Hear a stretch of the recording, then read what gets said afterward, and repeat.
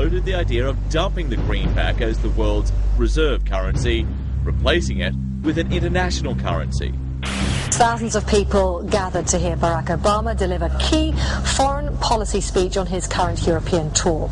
His vision for America's place in a new world order. Returning vets could be a risk to our nation. We've got to give them a stake in creating the kind of world order that I think all of us would like to see. And one of the ways it will drive the change is through global governance.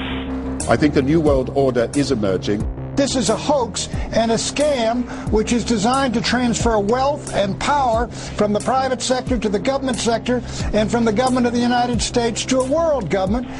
And those people who have been yelling, oh, the UN's going to take over global conspiracy government. theorists. They've been crazy, but now they're right. And who got the money?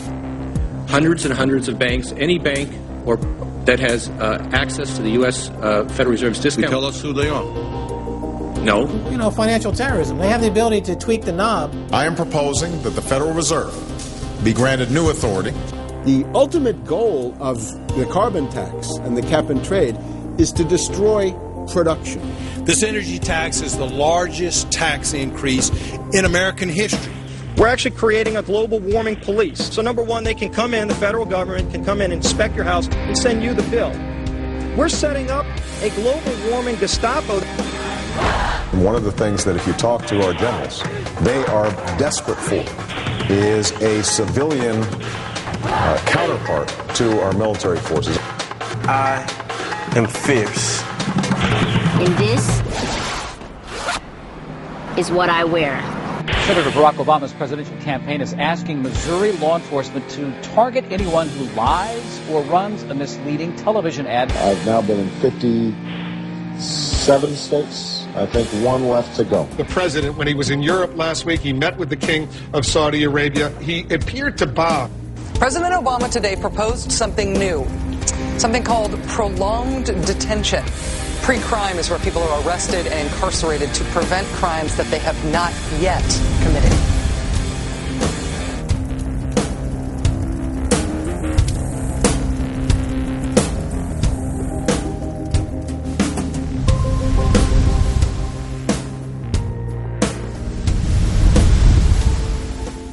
It's the World Wrestling Federation. It's the Washington Wrestling Federation. They put on this show that they're bitter rivalries, villains, and they really don't like each other. But behind closed doors, they buddy up for a drink and make deals.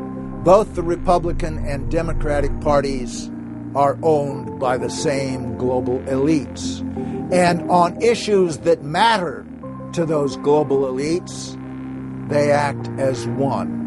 They've wrapped themselves in the American flag, and they've talked about preserving American heritage and principles, and all the while they're working to merge us into a new world order where our sovereignty will be destroyed. We'll lose all connection with our American heritage.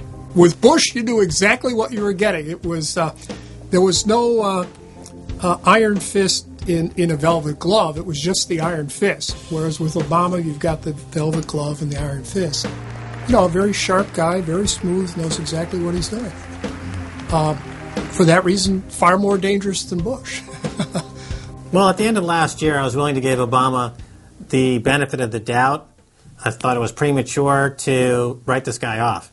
But now that he's been in office for a while, it's obvious that he is very tight with the Goldman Sachs and J.P. Morgan's on Wall Street, and he is extremely compliant and pliant to the wishes of the large banks, going back to what we saw with Robert Rubin under the Clinton administration, changing laws in favor of the banks. And he's not doing anything to stop the banks. He's helping the banks continue to do what they were doing under Bush. So, in fact, he's just a continuation of Bush on the subject of markets and finance, which is the most important part of his policy right now. People who voted for Obama wanted real change, and are getting platitudes, are getting a lot of nice talk, but nothing in the way of concrete change is taking place. In this town, business as usual.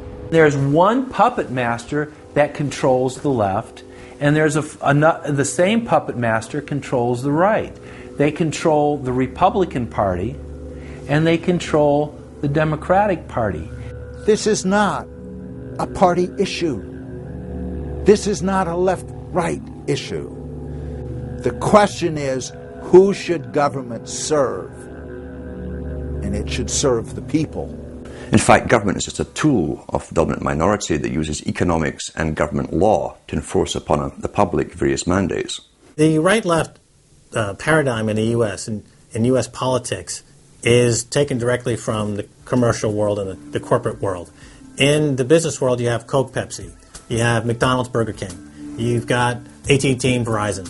You've got duopolies. And a duopoly gives the illusion of there being some competition and some choice. And it looks a little bit better than a monopoly. So, for example, in Communist Russia, if they had Communist Russia Red and Communist Russia Chartreuse, there would have been the illusion of choice and something akin to democracy in Russia. But they simply said, forget it, we're just going to go with red. In the U.S., they have this left-right paradigm, which, unfortunately, it doesn't take them out of the hard, cold fact that there is no choice. There's no social justice. There's only one choice, which is to supply more rent to the rent seekers who have now taken the whole system hostage. We've seen the limitations on government whittled away. We have seen this erosion to the point where today it seems like nobody does care. And right now in Washington, D.C., we have seen a fall of the republic. If the United States doesn't have its Bill of Rights and Constitution, it doesn't exist anymore. It's just more real estate, more dirt. And that's what these global corporatists want. They want to completely dismantle the Bill of Rights and Constitution, and they're doing that right now. This is the fall of the republic. Our nation is dying. We, the people that live in this fine country, need to stand up, get involved, and take the system back. It's the Bill of Rights and Constitution that we owe allegiance to, not to a political party, and not to politicians that wrap themselves in the red, white, and blue, while at the same time they destroy everything that sacred flag stands for. So in the old days, you used to have this globe that with 180 some odd countries, and a few of those countries had a lot of power, like the Soviet Union, the United Kingdom, and the United States at various times. But today, you might better look at that globe and say that it's surrounded by huge clouds swirling around the planet. They know no national boundaries. They don't follow any specific sets of laws, and these are the big corporations.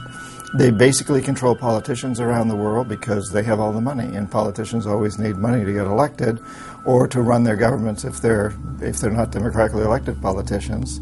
They control the mainstream press, either through outright ownership or advertising budgets. They have massive amounts of lobbyists in Washington that have tremendous influence on our president and Congress. And they really are calling the shots.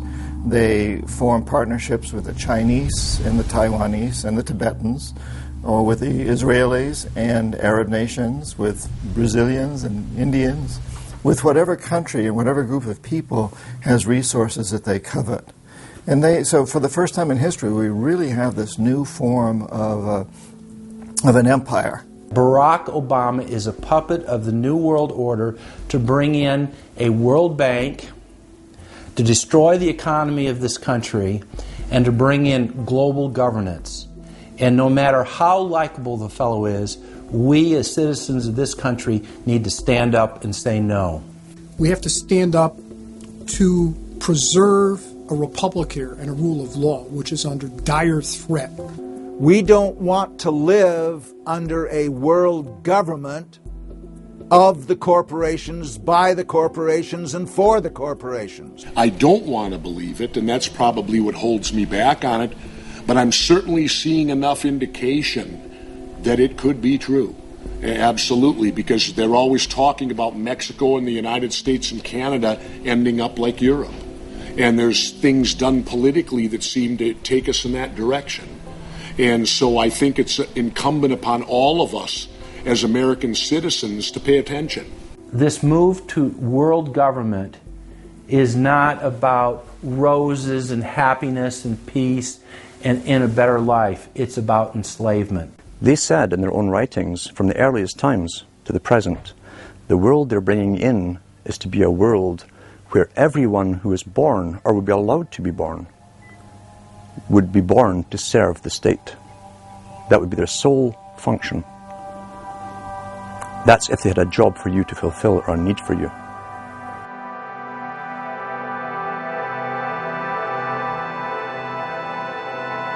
July 4th, 2009.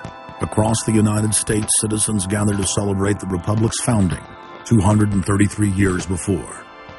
Most people in the crowds were aware that America was going in the wrong direction, that things were changing for the worse.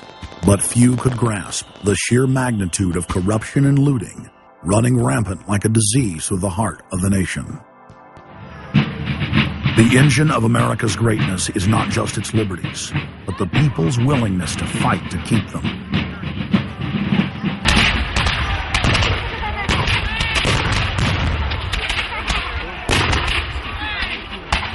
Hundreds of other nations have had much larger populations and greater resources, but have never produced 1/10 of the wealth, science, and art that the United States has. Why?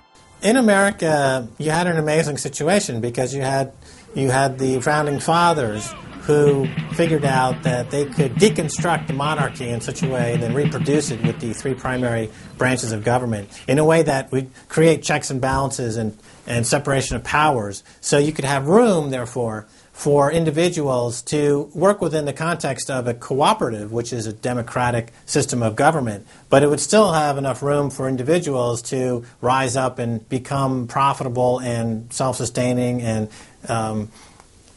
rich in the pursuit of happiness without becoming dictatorial. But unfortunately, over the years, since all of those separation of powers have been cut away, and all of the beautiful design by the founding fathers has been co-opted by one corporate entity, one corporate communist entity, you don't have that anymore. So what we have, we're back to where we were before the revolution. You have one monolithic state. For the first 100 years or so of the United States, after the 1700s, when we freed ourselves from British rule, no corporation was given a charter in the United States unless it served the public good. It had to prove that. And then its charter only lasted for 10 years, or sometimes as long as the project to build a bridge or a canal or something lasted. But it had to be up for review, and it could only get charters if it was shown that it was serving the public interest. That changed, primarily because John D. Rockefeller kind of bribed Delaware and New Jersey to begin with into accepting a different system where he said, listen, if I pay you lots of money in terms of taxes, etc., I want to be licensed and not have to serve the public good. I want to be able to get around that law. And state after state after state changed at that point. In the United States, our Constitution and Bill of Rights recognizes that individuals have innate freedoms that can never be taken away by any government. For the first time in history, the people were unbound to reach for their full potential, producing and outcompeting every other nation on earth. The rights of free speech, self-defense, private property, due process of law, and many others ignited a revolution in human development that threatened the despotic rule of monarchs and tyrants worldwide. But the corrupt elites had studied history. They knew that great civilizations could only fall from within. And they know from previous experience and history that civilizations come and go and dwindle. They know the reasons why they come and go. Isn't the only hope for the planet that the industrialized civilizations collapse? Isn't it our responsibility to bring that about? Morty Strong, founder of the UN Environment Program, from his opening speech, Rio Earth Summit, 1992. Maurice Strong is the man who said that they would never allow another country to rise up as powerful as America. It will never be allowed to happen again. And he said the best thing we can do is to tear down all the factories, all the top commerce of the United States, and level it and give it back to nature. So that was the advice from this character, who has tremendous power at the United Nations and was picked up and groomed by Rockefeller himself. Over the past decades, since the Kennedy assassination approximately, you've had an ongoing oligarchical transformation of virtually every country in the world. And in the United States, it's taken the form of an oligarchical counter-revolution against the reforms of the 1930s, with the Wall Street interest asserting itself as more and more dominant. And once bankers and oligarchs have power, the things that they do, you could call them a policy. You could call it something like a tropism. It's like the way a plant responds. Naturally, since they're oligarchs, they're going to try to downgrade the standard of living of the vast majority of the population.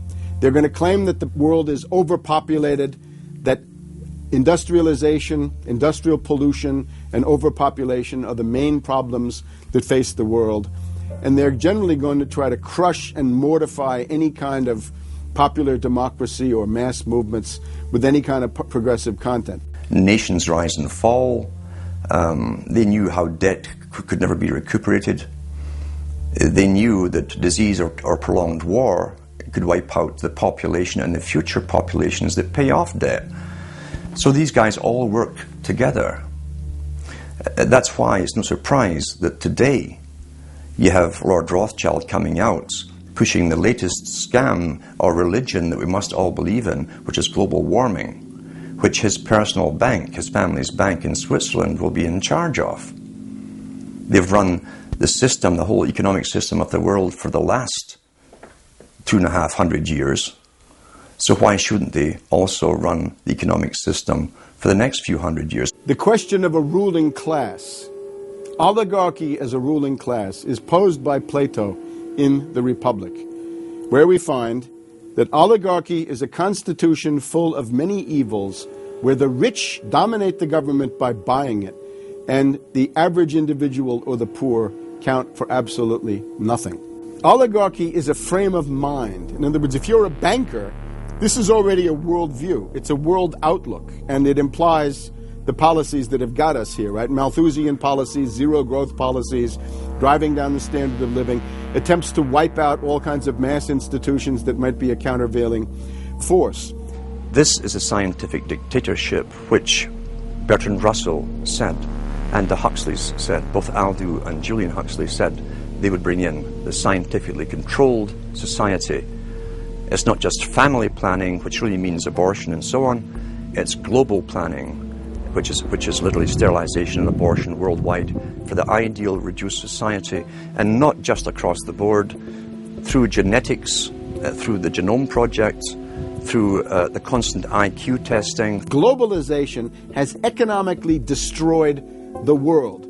You've got at least 40 to 50,000 people who die every day worldwide from starvation, malnutrition, and diseases which can be cured for pennies, such as diarrhea. And if you ask one of these Malthusian oligarchs, don't you think that something should be done to raise the standard of living in Africa or South Asia? They'll say, no, we can't do that. That would wound the planet. That would oppress Mother Earth. So that's oligarchy. Class consciousness in this sense is absolutely essential. If you think that bankers are the same as you, you're wrong. F. Scott Fitzgerald once told Hemingway, you know, the rich are different from us. And Hemingway said, yeah, they have more money. And F. Scott Fitzgerald replied, no, it's something much deeper. It's a whole different world. To be an oligarch, to be a Rockefeller or something of this sort, means that you're in a completely different world with values which are the reverse of human values. Now, if you allow the oligarchs to continue to dominate, the destruction of world civilization is a matter of a few decades at the very, very most. So, choose. To force their agenda through, the elites are employing one of their favorite tools, artificial crisis creation, also known as the Hegelian dialectic of problem-reaction-solution. You never want a serious crisis to go to waste. And what I mean by that, it's an opportunity to do things that you think you could not do before. The Earth's ruling elite are first and foremost monopoly men. The founder of the Rockefeller clan summed it up simply when he said, competition is a sin. Rockefeller himself said that competition was a sin. And people quipped at that, thinking it was one of his little jokes. He made many jokes about saving pennies and stuff like this. But in reality, he was telling you a truth, that competition to a man like him, who worked for a much larger organization, competition truly was a sin. And The cartels have been formed ever since, have become much bigger, more powerful. Cartels which can literally command governments, sometimes to go to war on their behalf, have occurred. The economic crash of 2008 and 2009 was an engineered crisis designed to cripple sovereign nations globally to make way for a world currency and a new bank of the world. China's holding what, 1.5 trillion worth all over the world. They're holding U.S. currencies. They want to get out of them in a way where they're not going to lose on their investments. There's going to be a world currency. There's going to be a new reserve currency. They're going to push it through the IMF. That's going to be the banksters that are going to be in charge of it. It's going to happen, and it's going to happen sooner rather than later. There was also a question to Geithner.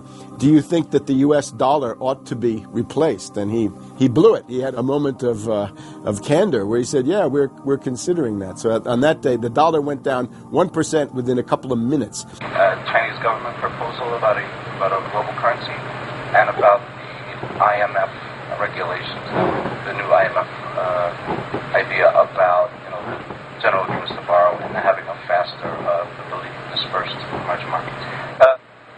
As I understand this proposal, it's a proposal designed to increase the use of the IMF's special drawing rights. And we're actually quite open to that suggestion.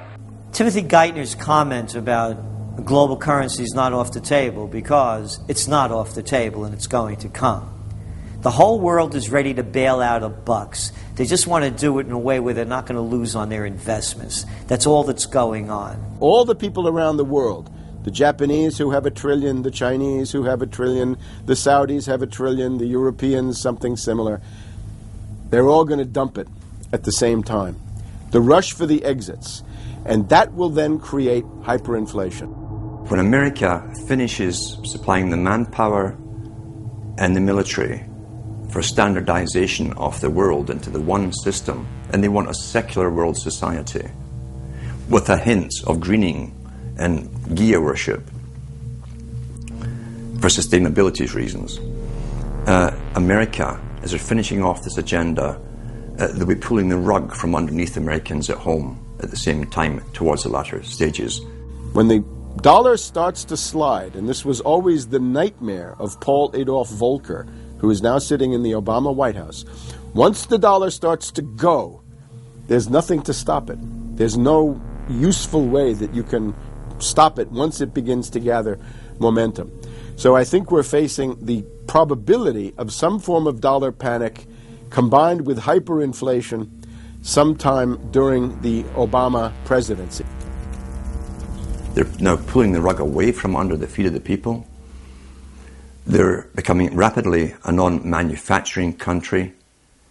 Any country that can't manufacture its own goods, even for self-defense, therefore is no longer sovereign, independent, and able to sustain itself, which tells you that this is all part of the plan.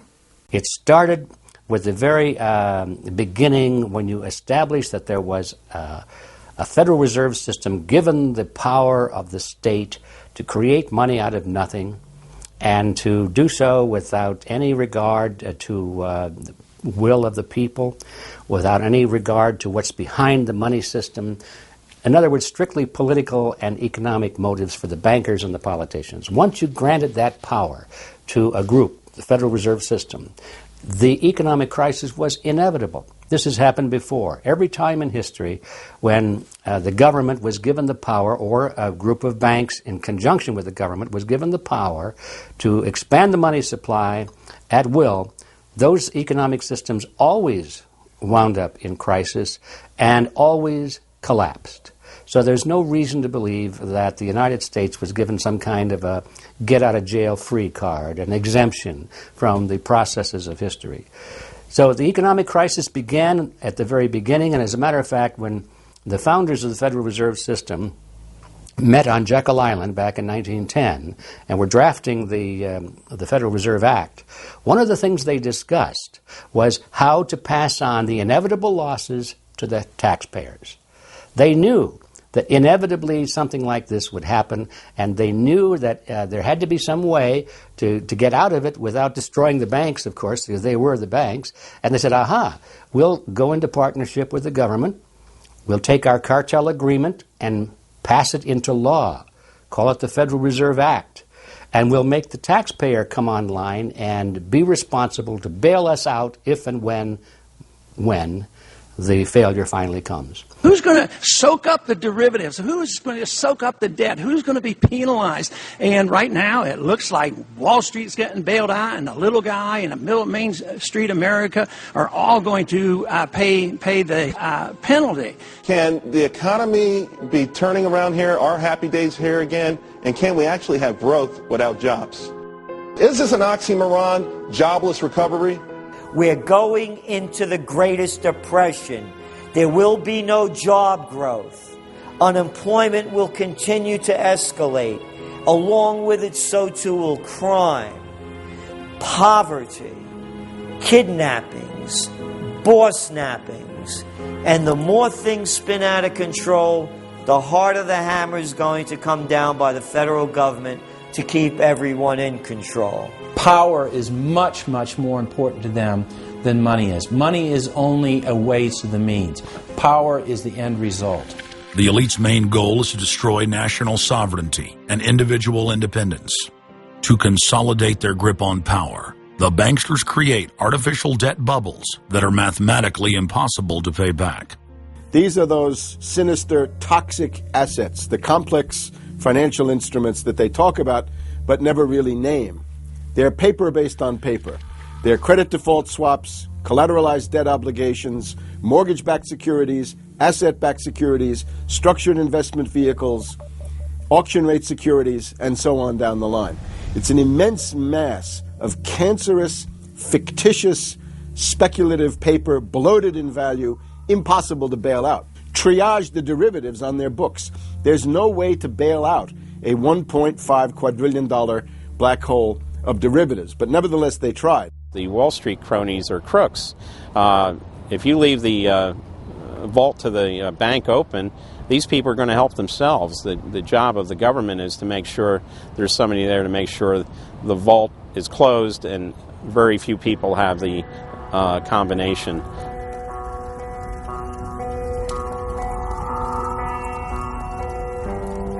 I'm William K. Black, Associate Professor of Economics and Law at the University of Missouri at Kansas City. I was a senior regulator in a number of different positions during the heart of the savings and loan crisis. On a staff level, I led the re-regulation of the savings and loan industry. The purpose of regulation and effective criminal prosecution is to make sure that cheaters don't prosper, that honest manufacturers win in competition.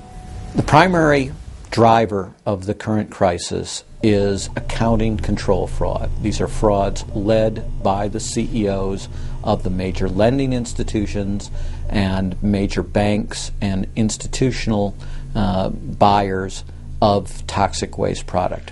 How did it start? It started with mortgages, particularly non-prime mortgages. In September of 2004, the FBI warned that there was an epidemic of mortgage fraud, their words, and that this epidemic of mortgage fraud would cause an economic crisis at least as large as the savings and loan debacle if it wasn't stopped. The FBI found that 80% of the mortgage fraud was being induced by the lenders, not by the borrowers. You know, much of the rage has been against the borrowers. But if you want rage, it should be at the CEOs who became fabulously wealthy by following a strategy based on fraud. The Wall Street people and their friends here at the Federal Reserve and at the U.S. Treasury and down the Washington Mall here at the U.S. Capitol. That's where the damage was done, and if people want to vent their anger, they need to vent it against these people. Between the Bush-Paulson administration and the Obama, Summers, Geithner, Volcker administration, there's really a total continuity of economic and financial policy. Geithner was on board at the Fed, the New York Fed, dealing with all these institutions. He didn't get it. And then we had this fellow who came up afterwards, Mr. Friedman. He was on the Goldman Sachs board, and he didn't last too long as the Fed chairman. Why? Because he had a conflict of interest. Is it possible that there's so much conflict of interest here that all you folks don't even realize that you're helping people that you're associated with, and you should be recusing yourself for America's ethics? I behaved with the... You don't think you should have recused yourself when you asked Lehman to go in bankruptcy, you didn't put Bear Stearns in bankruptcy, and then you folded Merrill Lynch into... I mean, isn't there some point where you got to say, hey, I got a conflict of interest here? You don't feel any kind of scintilla of ethics on this thing at all? Totally. I operated very consistently within the ethic guidelines I had as Secretary of the Treasury, and when it became clear that we had some very significant issues with Goldman Sachs and with why didn't you recuse yourself with Morgan Stanley, what I did then, it would have been very wrong for me to recuse myself. What I did was I went and got a waiver from the ethics agreement, because when we had concerns... Who is in charge of the ethics agreement? What? Who's in charge of the ethics agreement that you got a waiver? We have a Office of Ethics at Treasury, and we have a White House ethics office. So you got it from the legal counsel from the White House? We got it from the government ethics office. So we had Snow, we had Paulson, now we have Geithner. All these people cut from the same bowl of cloth. These are not independent Treasury secretaries. They're part of the problem, not part of any solution. And it would have been nice to see President Obama effect some change in Treasury, but of course, he went and got a Wall Street insider as his Treasury Secretary. Everything that's speculative, parasitical, cancerous, bloated from all these administrations, going back to Carter and even beyond, comes together in the Obama administration. With Volcker, with Summers, who's part of the economic crimes under Clinton, the guy who brought you derivatives and the abolition of the Glass-Steagall firewall. You could not have gotten a more perfect setup for a takeover from a previous government, the Bush regime, than the Obama regime. Now, there are some authors out there already saying that it's the same bunch, and it's true. It's the same bankers who put the same boys forward. Obama, far from helping the public and giving them something new or giving them more power and say over their own affairs, has actually sided immediately with the bankers who once again have robbed the public blind, and now they must get bailed out by your tax money. Obama does it all with left cover.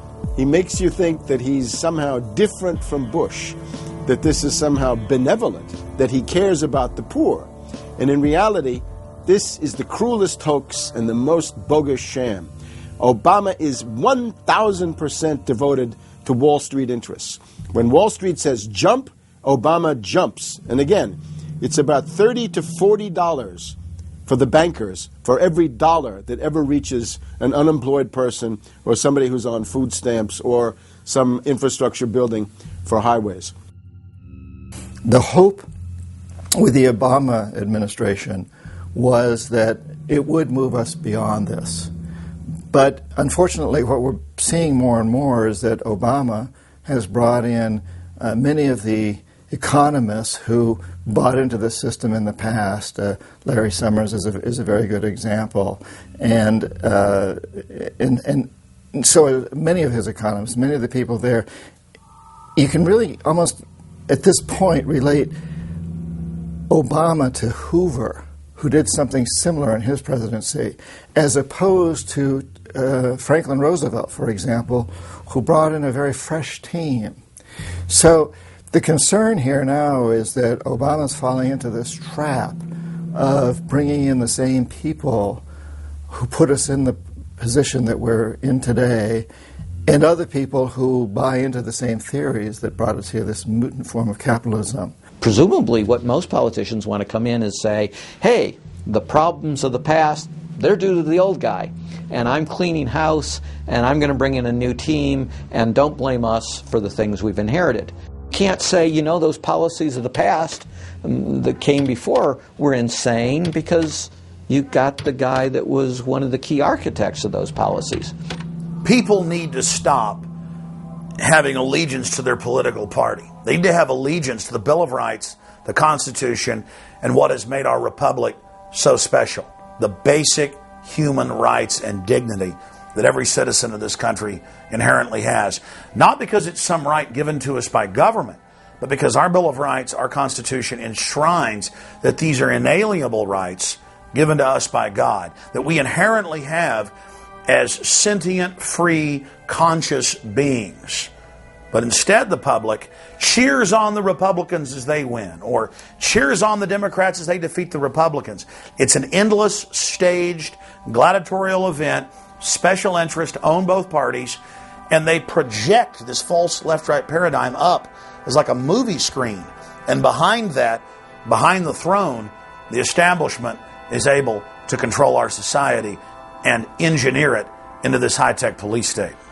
If you try to let the finance oligarchs who created the crisis turn around and say they're the doctors who are going to get you out of the crisis, they will dig you deeper and deeper into the bottomless abyss of world economic depression, financial collapse, and disintegration. The Democrats have really done more to destabilize the American economy and to help the big banks on Wall Street than the Republicans have done. I would imagine that the Republicans know a little bit more about finance and markets enough that when someone like Goldman Sachs asks the Congress to change laws as they did in the 90s to do away with position limits on the futures contracts, the Republicans would have said, no way, that's completely inconsistent with any notion of a fair market. But the Democrats, I have a feeling, are just not financially literate enough to say no. And I think that Goldman has very shrewdly positioned themselves with the Democrats, because the Democrats typically, like many NGOs that I've run into, they seem to have a complete inability to comprehend these issues of markets and finance and how it relates to social justice. So under the Democrats, we also saw the repeal of Glass-Steagall. Glass-Steagall said there's an inherent conflict of interest between the commercial banking side, which is the lending side, and the investment banking side, which is taking an ownership position. And we have to end this conflict of interest by separating these two entities. You can have investment banks and you can have commercial banks, but they have to be separate. Do you think that the repeal of Glass-Steagall was a tragic mistake? No, I don't think so. You could be a commercial bank like Chase Manhattan, or you could be an investment house like J.P. Morgan, or a bank like Bank of America, or an investment house like Merrill Lynch. But you couldn't be both. And as the 90s went on, the screaming hyenas of Wall Street were demanding that this prohibition, this regulation, be abolished. This was an illegal and inappropriate form of casino. The derivatives were being used, and they were being unregulated, and people were getting 30 to 1, 40 to 1, 50 to 1, and sometimes 100 to 1 profits on the way up. And remember, derivatives are a zero-sum game, so there's nothing there. It's not like a piece of stock in General Electric or Ford or something like that where there's supposed to be some value. Derivatives have no value. But the very people, Summers and Gettner and all the people at Goldman Sachs and J.P. Morgan who created these things made not millions or billions, but trillions on the way up. And now that these things are crashing, the very same folks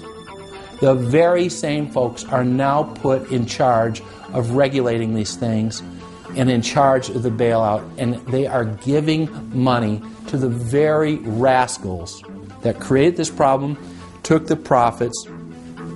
The problem cannot be fixed. And this is on Obama's watch right now. You have so many different schemes and mechanisms at play. It's sort of like after there's a blackout, people in some parts of the country have been known to loot the local stores. They go in, they grab the televisions, and they grab the stereos. And basically that's what the Wall Street gang has done. They've just engaged in this massive looting of money from their own companies and now from the U.S. Treasury. There was a lady called Brooksley Born. She was the head of the Commodity Futures Trading Commission under Clinton. And she said, look, we have these derivatives. Why don't we at least make them reportable so we know how many there are and where they are? And she writes in a biographical account, she said, I picked up the phone and Larry Summers was screaming at me that I was interfering with the wonderful inventiveness and ingenuity of Wall Street and their ability to come up with new financial products, such as these derivatives. Brooksley Born was the chair of the Commodities Future Trading Commission, CFTC, which regulates many financial derivatives. And she said there's a grave danger out there in the form of these credit default swaps. And credit default swaps are an exotic financial derivative, or moderately exotic financial derivative, that were sold on a bright, shining lie that they were supposed to make markets more efficient. In fact, they allow utterly insane gambles, and they're really great devices for accounting fraud as well. She actually says, I'm thinking of adopting this regulation. The Clinton administration goes berserk, and in particular Larry Summers, but also Rubin. Now behind Larry Summers, there's another layer.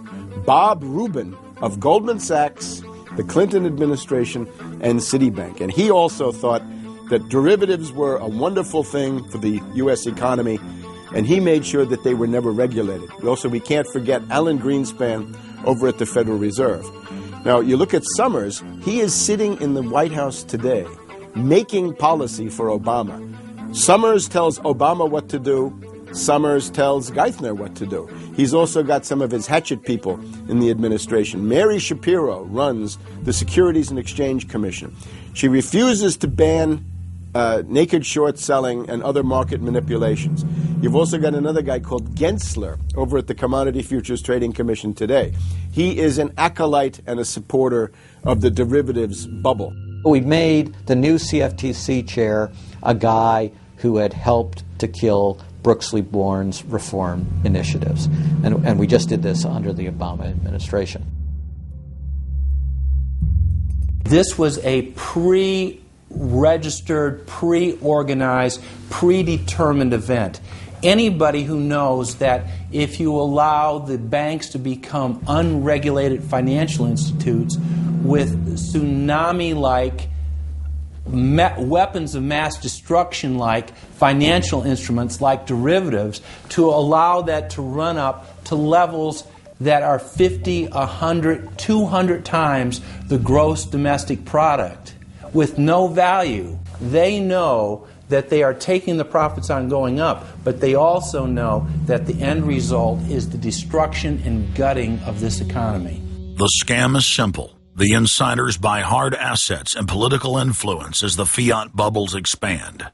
And then, at a time of their choosing, they purposefully implode the bubble. You've got a very small group of people, and the Federal Reserve and the global central banking system and the Bank of International Settlements in Switzerland, who are purposefully managing the boom and bust, credit supply, credit contraction, money supply growth, money supply contraction, to create artificial roller coasters and artificial volatility that they can trade around without taking any risk. It doesn't cost them any money. And if they do make a mistake because they're, as George Bush said, oh, the bankers on Wall Street are drunk. It is uncertain. There's no question about it. Wall Street got drunk. That's one reason I should turn off the TV cameras. Let's say they walk in one day and they push the wrong button and they lose the bank $1 billion or $5 billion or $100 billion. They can appeal to the government to bail them out. Totally asymmetric relationship between bankers and the rest of the economy. If they make a mistake, they get bailed out. If everyone else makes a mistake, they get put in jail, called a terrorist, and we never hear from them again. But it's a more sophisticated form of slavery. And we're going through it today. We see the taxation is going up all the time with the supposed crash of the banks that was not a happening out of the blue. It was set up for this time. They could have kept it going for another few years if it suited them, and then crashed all the bubbles. But now is the time. As they say in their own writings, now is the time. One of the great benefits of an economic model from an economist standpoint is you can basically get whatever results you want. You can manipulate the inputs to make that happen. And that makes it a very easy tool to use to hoodwink other people.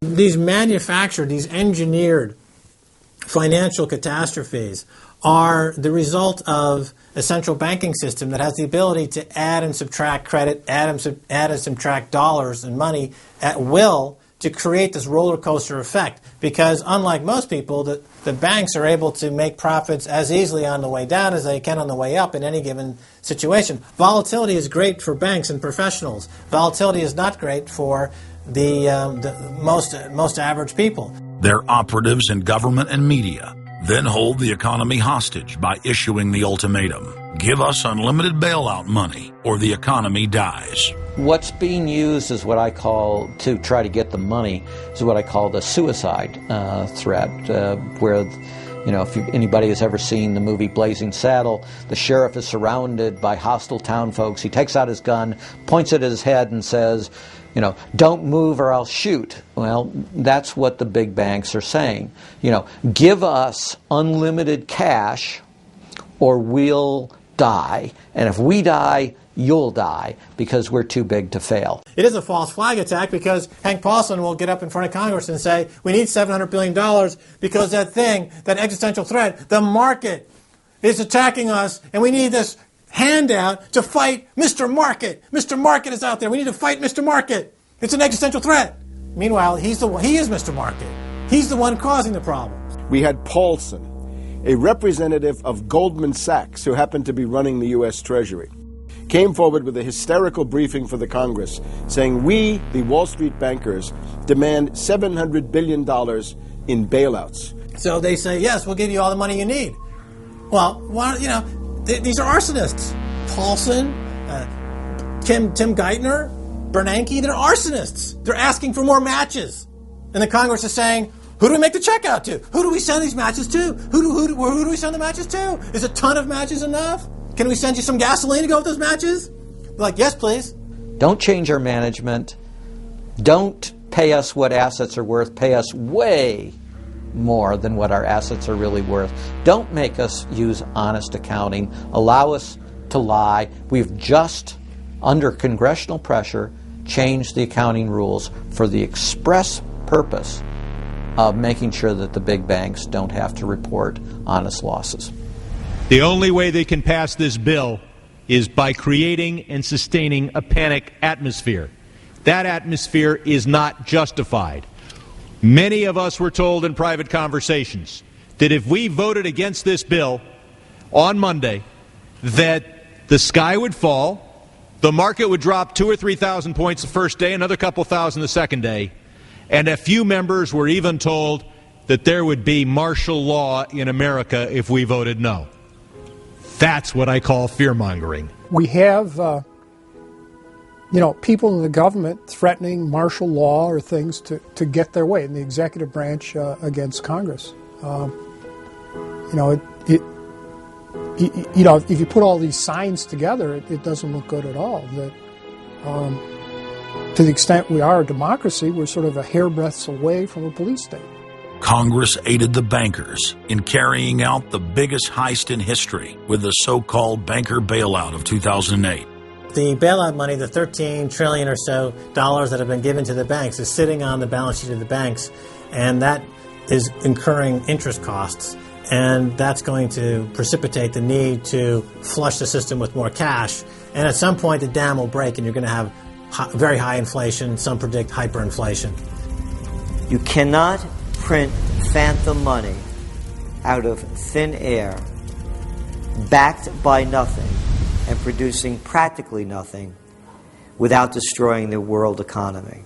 So unless we cut out the toxic funds, the toxic elements of this economy, every time we put in money on this bailout, it's just feeding the fire. It's not making things better. What should have happened is that those banks and investment banks should have been seized. They should have been seized by the Federal Deposit Insurance Corporation. Those are zombie banks. The Chase Manhattan, J.P. Morgan Chase, Bank of America, Citibank, Wells Fargo, Wachovia, so on down the line, to AIG in the insurance realm. These are zombie institutions, insolvent, bankrupt. The only thing to do with them is to seize them, put them through Chapter 11 bankruptcy. That'll probably turn into Chapter 7 bankruptcy, liquidation. And above all, triage the derivatives on their books. There's no way to bail out a $1.5 quadrillion black hole of derivatives, but nevertheless they tried. They will, of course, try to regain some of this money back, but their debts, unlike any other period in history, are now a quantum size bigger than the entire global GDP by a factor of 50 to 100. It's almost infinite amount of debt. If you really look at the numbers, because of the massive, massive debt, and right now, total debt in this country is about 375% of the gross domestic product.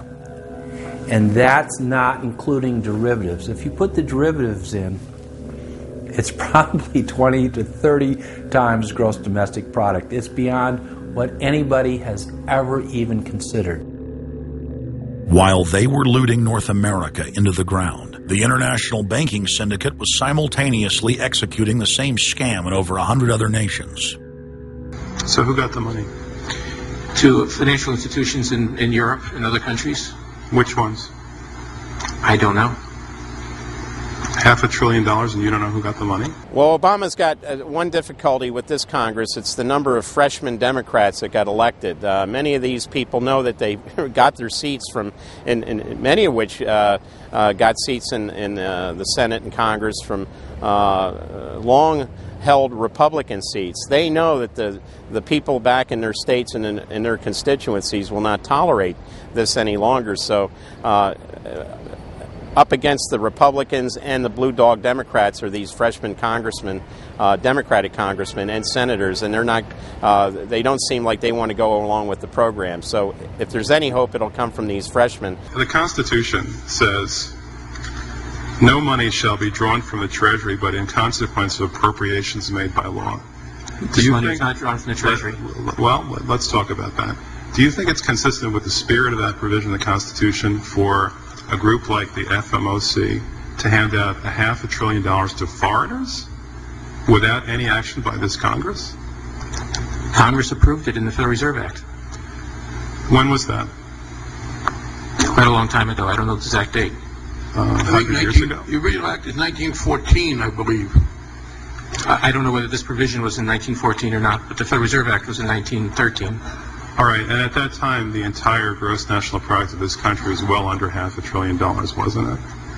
I don't know. Is it safe to say that nobody in 1913 contemplated that your small little group of people would decide to hand out $500 billion to foreigners? What the bailout legislation really did was give a blank check backed up by U.S. taxpayers to offshore megabanks. Of course, Congress has oversight. If you read the Constitution, our founders were very clear. Anything to do with taxes and money is put into the hands of both houses of Congress together. Both houses of Congress together must approve it. Because it's a buck, because that's why we fought the revolution. Taxation without representation was part of it. Foreign banks, Société Générale of France, about 10 billion for a French bank. Deutsche Bank of Germany. Did Deutsche Bank need the money? How much did they get from the bailout? Well, they told us they got $12 billion from the bailout. And Barclays Bank of Britain, $10 billion. So you're up to almost $50 billion to bail out a series of foreign banks that were derivatives counterparties of AIG, plus Goldman Sachs. This is the biggest swindle, not only in the history of the United States. This is the biggest swindle and transfer of wealth in the history of the Western countries. And we've seen all these cronies from Wall Street with the combination to the vaults around the country, and they've just looted the Treasury and the banks and the securities industry dry. This is by probably an order of magnitude the biggest fraud in history. Over the next 10 months, $23.7 trillion was stolen from the U.S. Treasury. The gentleman from North Carolina, Mr. McHenry. Thank you, Mr. Chairman. And the tune of $23.7 trillion worth of taxpayer exposure for the bailouts is quite striking. The calculation right now is that with Obama, we've got $24 trillion as a line of credit available only to Wall Street banks, insurance companies, credit cards, mutual fund companies, and others, but only financial institutions. $24 trillion of money from the Federal Reserve, from the Federal Deposit Insurance Corporation, and from the Treasury in the form of the bailout of October 2008. The Federal Reserve, the private holding company for the offshore banks, arrogantly told Congress and the American people that it was none of their business what the private banks did with the people's money. One very interesting exchange. Senator Bernie Sanders of Vermont asking Bernanke, we have given upwards of $2 trillion to various financial institutions. You've got to tell me, where did the money go? And Bernanke simply stonewalls and says, I won't tell you. And who got the money? Hundreds and hundreds of banks. Any bank or that has access to the U.S. Federal Reserve's discount. You tell us who they are. No. Do you have to be a large, greedy, reckless financial institution to apply for these monies? There is no subsidy. There is no capital involved. There is no gift involved. It is a collateralized, short-term liquid loan that is both over-collateralized and is recourse to the company itself. We have never lost a penny doing it. And how can other institutions get those loans as well? According to the law, we are supposed to be lending to depository institutions. Let me just say this, Mr. Chairman. I have a hard time understanding how you have put $2.2 trillion at risk without making those names available, those institutions public. And we're going to introduce legislation today, by the way, to demand that you do that. It is unacceptable to me that that goes on. Behind me, the Federal Reserve is probably the least transparent agency in the federal government.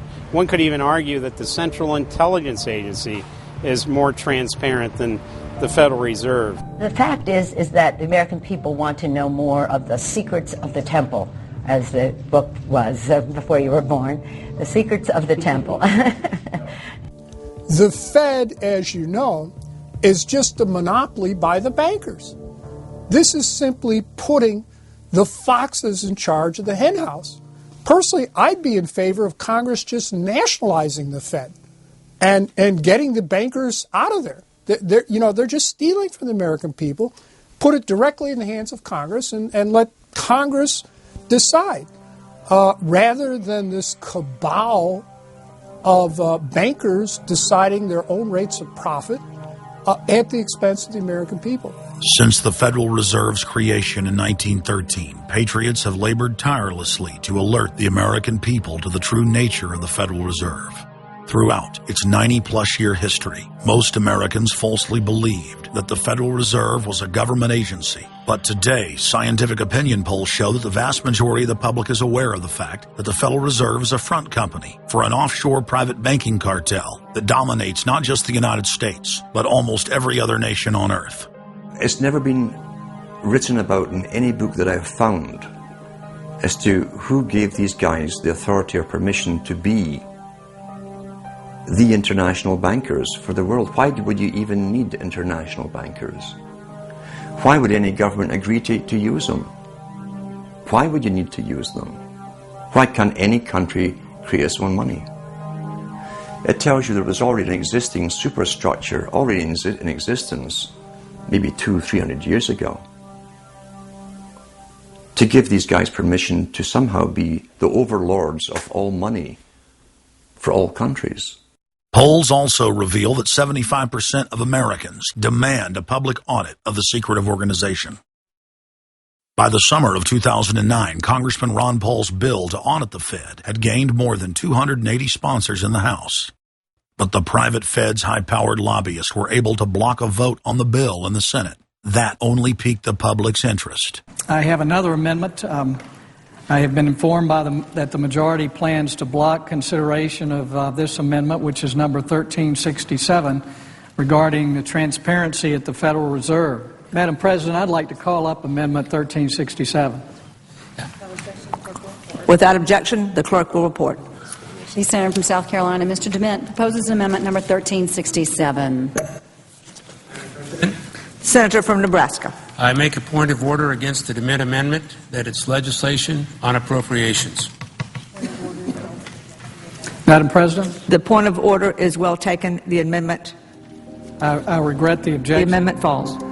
The people began asking themselves, why couldn't there be an audit of the Federal Reserve? The Fed has never once been audited. In the whole period of time, in the almost 90 some odd years that the Fed has been around, the most powerful agency and independent agency, it has never once been audited. This is an absolute crime against the freedoms of this country.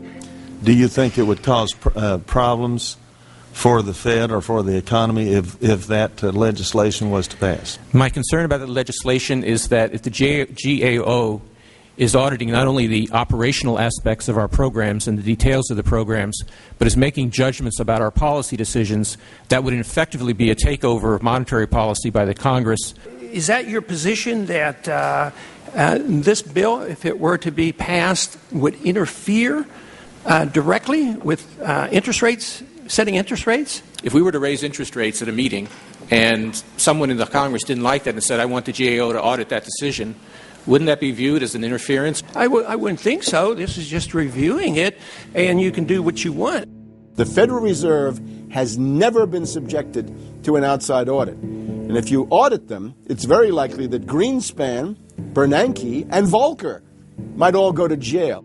It was announced earlier today, that there will be a hearing on H.R. 1207, the bill to audit the Federal Reserve Bank. This will be the first independent audit in the Federal Reserve's 96-year history, and it's long overdue. Months ago, I asked the Vice Chairman of the Federal Reserve who received the $1 trillion in funds that the Federal Reserve has handed out to domestic institutions. He said, I'm not going to tell you. And then more recently, the Chairman of the Federal Reserve, I asked him who receives the $500 billion, we're talking about $500 billion, that the Federal Reserve handed over to foreign central banks. Who did they disseminate that money to? And he said, I don't know. $500 billion, and he doesn't know. It's long overdue. We need to audit the Federal Reserve, and I'm happy to say that we're going to have a hearing on that very soon.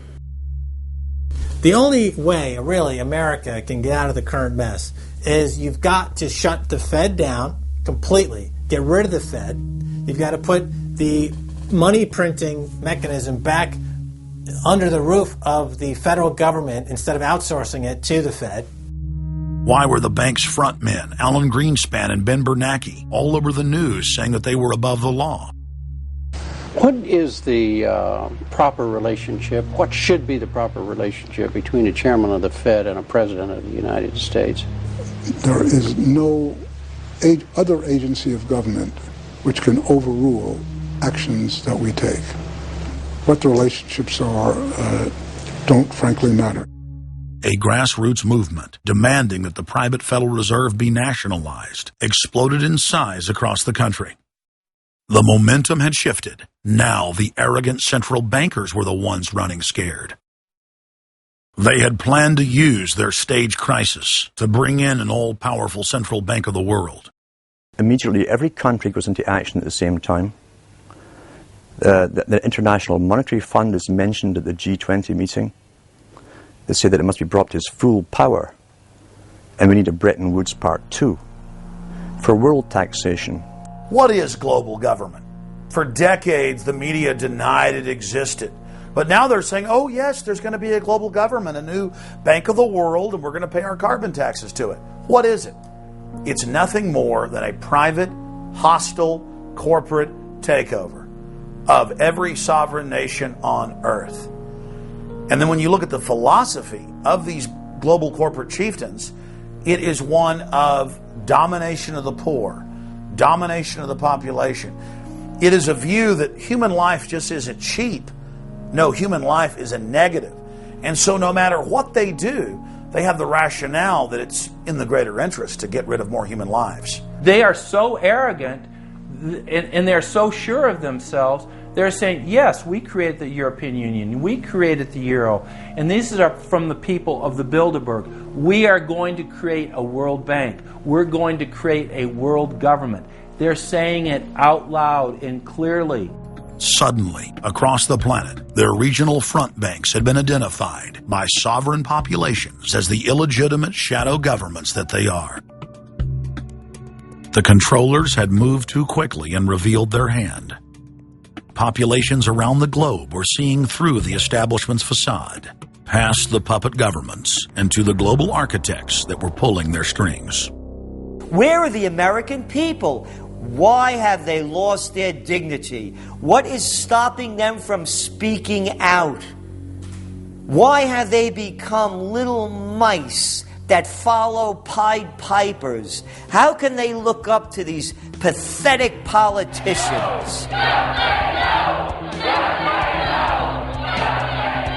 Go sit down. I have a question for this young man. He has the right to be represented. I'm his father, and I want to talk to you face to face. Why not a lobbyist with all kind of money to stuff in your pocket so that you can cheat the citizens of this country? So I'll leave, and you can do whatever the hell you please to do. One day God's going to stand before you, and He's going to judge you and the rest of your damn cronies up on the hill. And then you will get your just desserts. As the public begins to awaken to the fact that Barack Obama has cold-bloodedly betrayed the pledges he made to the American people, the establishment media and Democratic leaders have invoked the tactic of divide and conquer.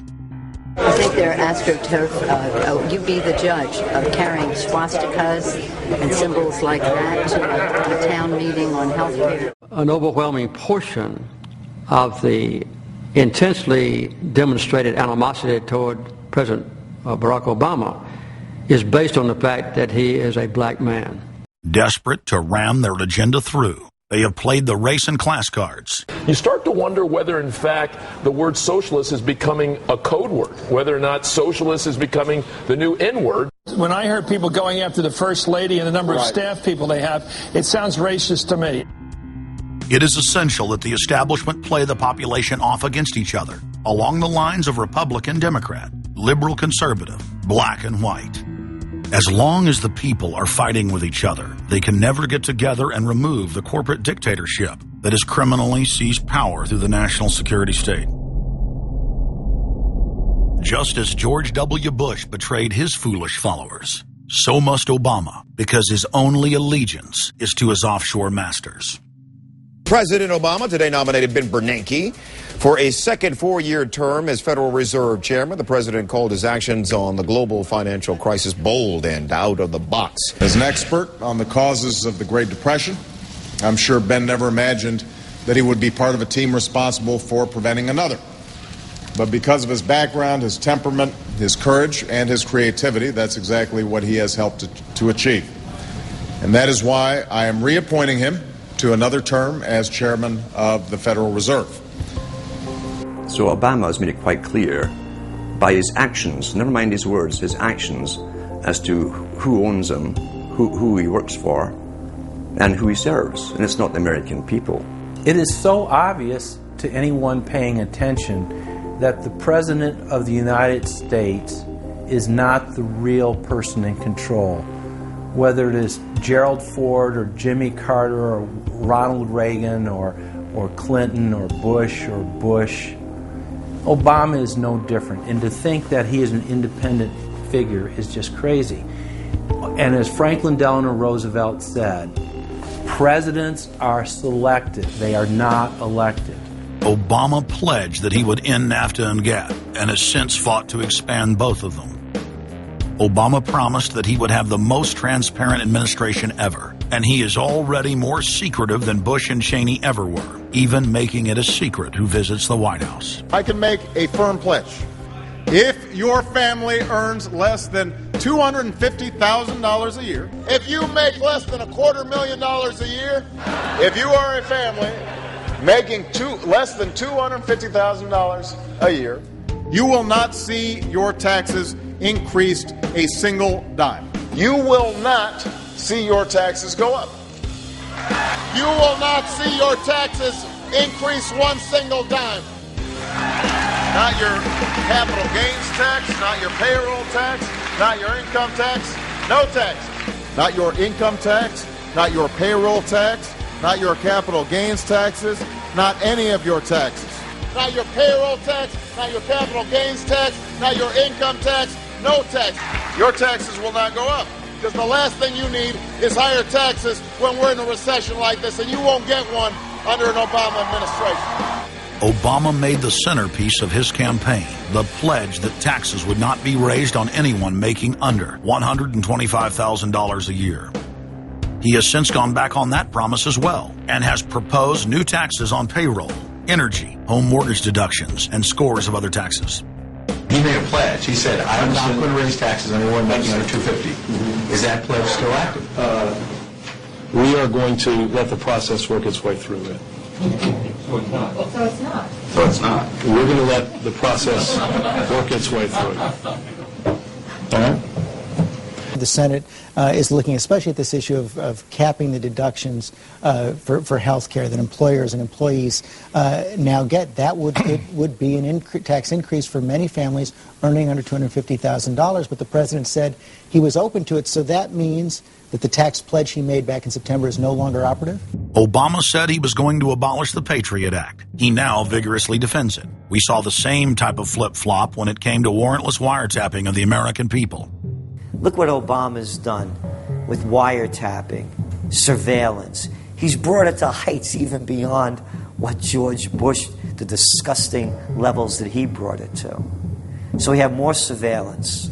Now they're talking about, what is it called, Cybercom, the new Pentagon secret cyber society that's going to be watching over us to get those terrorists. We got to get those terrorists. So now they'll be invading our privacy even more. So, I mean, it really almost makes you ask the question, would it have been better if we never invented the internet and had to use paper and pencil or whatever? Now Obama is setting up the Cybersecurity Command, which the government admits completely ends the Fourth Amendment and allows President Obama to shut off the internet in the United States whenever he wishes. Indeed, in today's world, acts of terror could come not only from a few extremists in suicide vests, but from a few keystrokes on the computer, a weapon of mass disruption. As part of the new single national security staff announced this week, I'm creating a new office here at the White House that will be led by the cybersecurity coordinator. This new control grid is administered by the Pentagon. They just want to keep tabs on us. So we're turning into a surveillance, wiretapped government state. The government is taking more and more control over our lives. I can stand here today as President of the United States and say without exception or equivocation that we do not torture. Obama made a show of investigating torture, but has ignored the Army's own detailed investigative reports, which name the torturers that the White House memos document were following the directives of Bush and Cheney, the men who are most guilty for issuing the infamous orders. Some low-level soldiers have been prosecuted for their role at Abu Ghraib, but no senior officer has been held accountable in any of these cases to date. Heidi? I know that these debates lead directly, in some cases, to a call for fuller accounting, perhaps through an independent commission. Now, I've opposed the creation of such a commission. Next, Obama expanded Bush's doctrine of indefinite detention of foreigners without trial to holding citizens without evidence indefinitely, without ever even committing a crime. President Obama today proposed something new, something called prolonged detention. Pre-crime is where people are arrested and incarcerated to prevent crimes that they have not yet committed. Barack H. Obama, who ran as an anti-war candidate, has continued the war in Iraq, massively expanded the war in Afghanistan, and unleashed a new conflict in Pakistan. Now Obama is promoting the biggest defense budget in history, dwarfing George Bush's war machine. What George Bush has been trying to do as part of his effort to accumulate more power in the presidency is he's been saying, well, I can basically change what Congress passed by attaching a letter saying, I don't agree with this part or I don't agree with that part. I'm going to choose to interpret it this way or that way. That's not part of his power.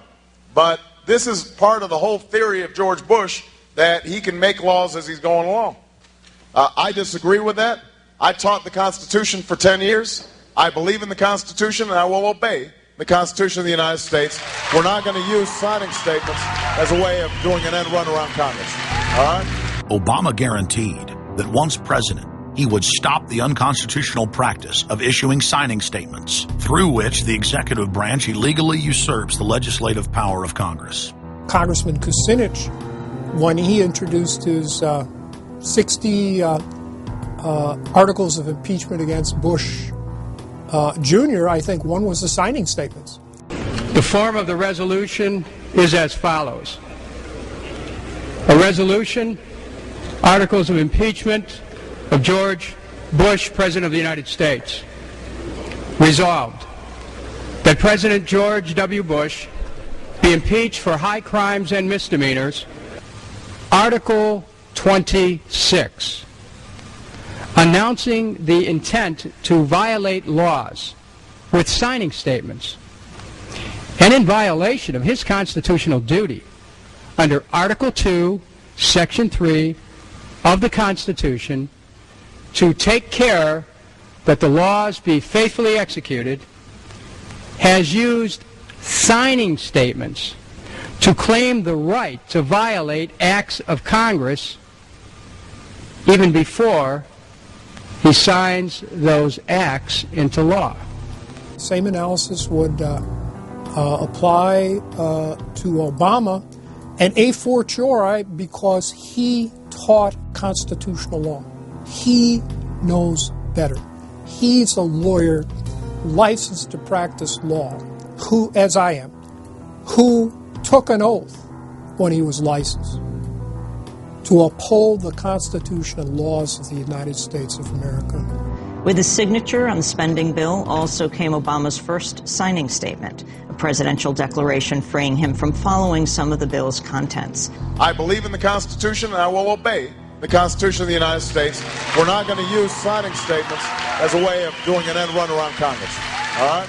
He also promised that he would call on Congress to take at least 5 days to read new legislation before it was voted on. When there's a bill that ends up on my desk as president, you, the public, will have 5 days to look online and find out what's in it before I sign it, so that you know what your government's doing. But from his first day in power, he has aggressively pressured Congress to quickly pass bills before lawmakers and the public even have a chance to see them. Will state his parliamentary inquiry. Madam Speaker, in order to try to figure out what we're doing, how much damage the country, I tried to get a copy of the bill. We have out here on the table 2454 that has 1,090 pages in it, but I've understood since debate in here that there's another 300 pages that were added in the middle of the night. My inquiry is, how do I get a copy of the other 300 pages that people on here on the floor hadn't had a chance to read or see? Where do we get that before we cram this down on the American people? Is there somewhere physically in the House of Representatives a copy of what we're voting on?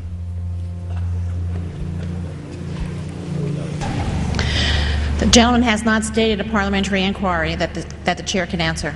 Mr. Speaker, I have to say that I am outraged. Here we are getting ready to vote on a piece of legislation, and we haven't even seen 300 pieces of this legislation. No one can even find the bill or even knows where it's at.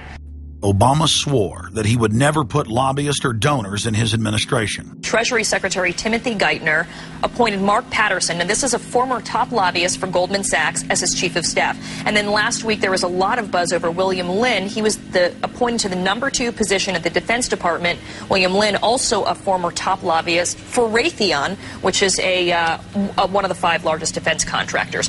He has now broken all previous records by cramming his administration full of contributors and lobbyists who openly write legislation being proposed by the White House.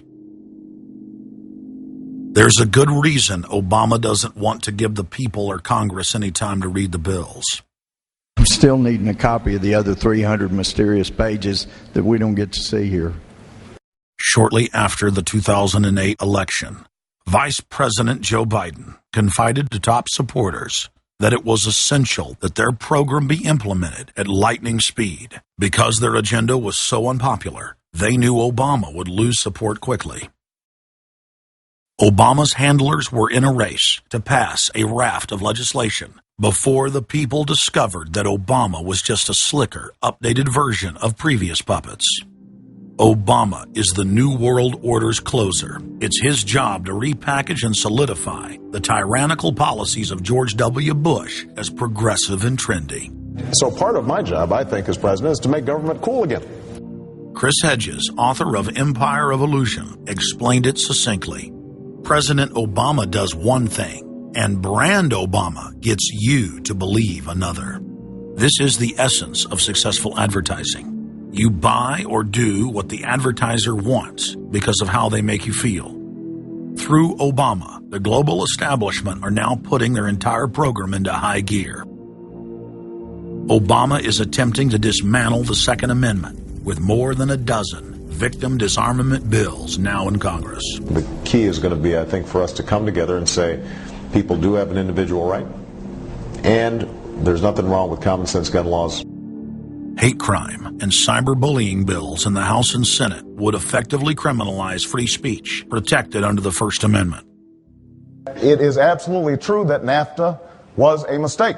A senior member of the Obama campaign called the Canadian government within the last month to say that when Senator Obama talks about opting out of the free trade deal, the Canadian government shouldn't worry. The operative said it's just campaign rhetoric and don't take it seriously. Campaign officials called the U.S. ambassador to Canada and say, don't worry, it's just campaign rhetoric about NAFTA. The Canadian government put out a statement indicating that this was just not true. So I don't know who the sources. It wasn't true. Amid all of the denials, sources at the highest level of the Canadian government who first confirmed that a call was made, late this afternoon reconfirmed that a call was made. President Obama is promoting the creation of a North American Union and is attempting to expand NAFTA and GATT. President Obama is pushing nation-ending blanket amnesty for more than 20 million foreign aliens living illegally inside the United States. He's also overseeing the hijacking of health care by the federal government, which will nationalize more than 20% of the U.S. economy. And you want us to believe that a government that can't even run a cash for clunkers program is going to run 1/7 of our U.S. economy. No, sir. No. Obama is continuing the transfer of national sovereignty to unelected international bodies like the United Nations and World Trade Organization. And most important of all, under the cover of banking reform, Obama wants to hand dictatorial power over the United States economy to an offshore private banking cartel known as the Bank of the World. Richard, what happened to all those threats from France's president about storming out and about having a global regulator who is going to reach across borders and be able to deal with markets no matter what country they were in? They have opened up the idea of there being some form of other regulator across countries, and I think that's going to come back. So is this some sort of new world order, which Gordon Brown kind of alluded to? I think a new world order is emerging, and with it the foundations of a new and progressive era of international cooperation. The finance heads of the 20 industrialized nations met again in late September of 2009 at the G20 summit in Pittsburgh, Pennsylvania. At that meeting, ministers called for an end to the dollar as the world reserve currency. They also called for a strengthening of global governance and called for a new world order. While the bankers were busy carving up the world at the G20 summit, Barack Obama was in New York City at the United Nations because he's got a new job to chair the United Nations Security Council, the most powerful position in the world government body. President Obama does what no other U.S. president ever has. As President Obama presided over the UN's most powerful body, that would be the Security Council. 6,191st meeting of the Security Council. For a couple of hours, you could say Mr. Obama was president of the world. It is the story of a world that understands that no difference or division is worth destroying all that we have built. In my own country, it has brought Democrats and Republican leaders together. Leaders like George Shultz, Bill Perry, Henry Kissinger, and Sam Nunn, who are with us here today. Barack Obama is the first president to hold two posts simultaneously. And there's a good reason for that. It's illegal. Article 1, Section 9 of the Constitution forbids any U.S. president from serving any foreign government or institution. He swears an oath to protect and defend the Constitution of the United States. But now Barack Obama has sworn allegiance to the global government and the United Nations that he heads up. Let that sink in real good. Barack Obama now heads the United Nations Security Council. You cannot serve two masters, and Obama isn't. He's selling out the last vestiges of sovereignty that this country had. This, ladies and gentlemen, is the destruction of our nation, and it's also high treason. Obama's lies are obvious and out in the open. He hides in plain sight. And from the moment he took office, his lies have only increased. Despite the fact that his ratings have dramatically dropped since Election Day, from the mid-80s to the low 40s, a large portion of Americans still gullibly hang on his every word. It is bringing entertainment to thousands of people. Through its magic, we are able to enjoy a combination of the radio, motion pictures, and the stage, right in the comfort of our own homes, simply by pushing a button and turning a dial. These cells with their electrical charges are scanned by a stream of electrons, completing 30 pictures a second. Compare that crude picture with these of today, and you can judge for yourself how far along the road to perfection television has traveled. Most people still today think that all entertainment to do with movies, drama, is therefore nothing more than their entertainment. It never ever was that case. Of course, television can't perform such miracles as this, yet. But perhaps there's no harm wishing that it could.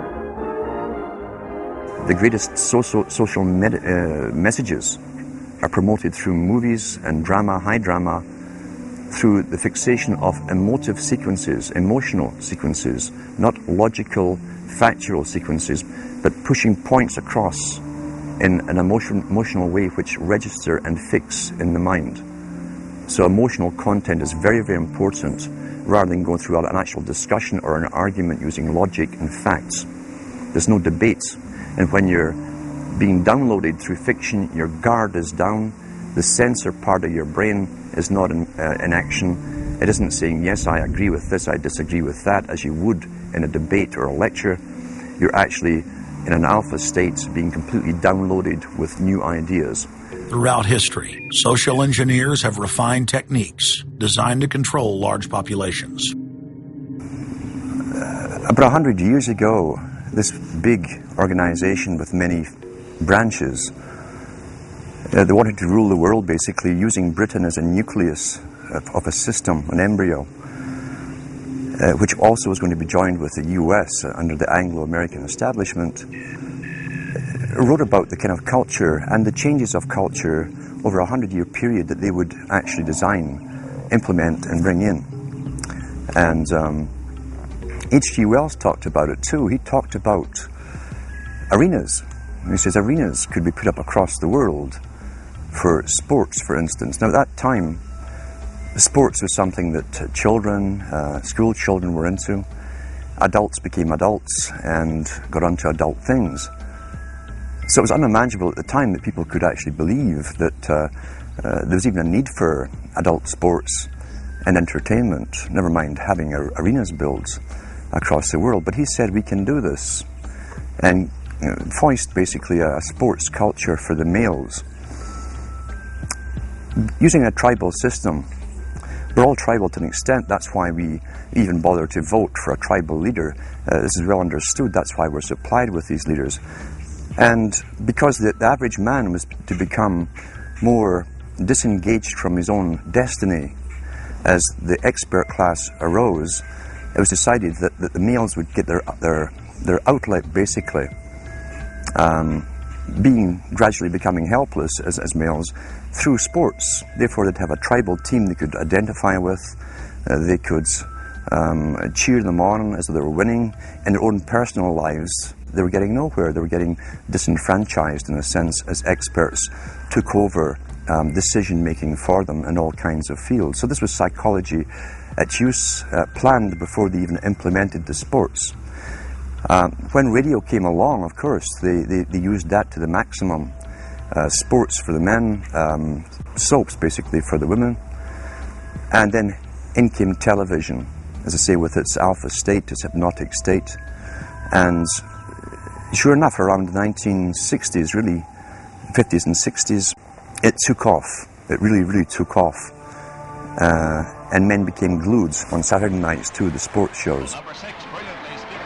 A culture industry, which is called by its own the culture industry.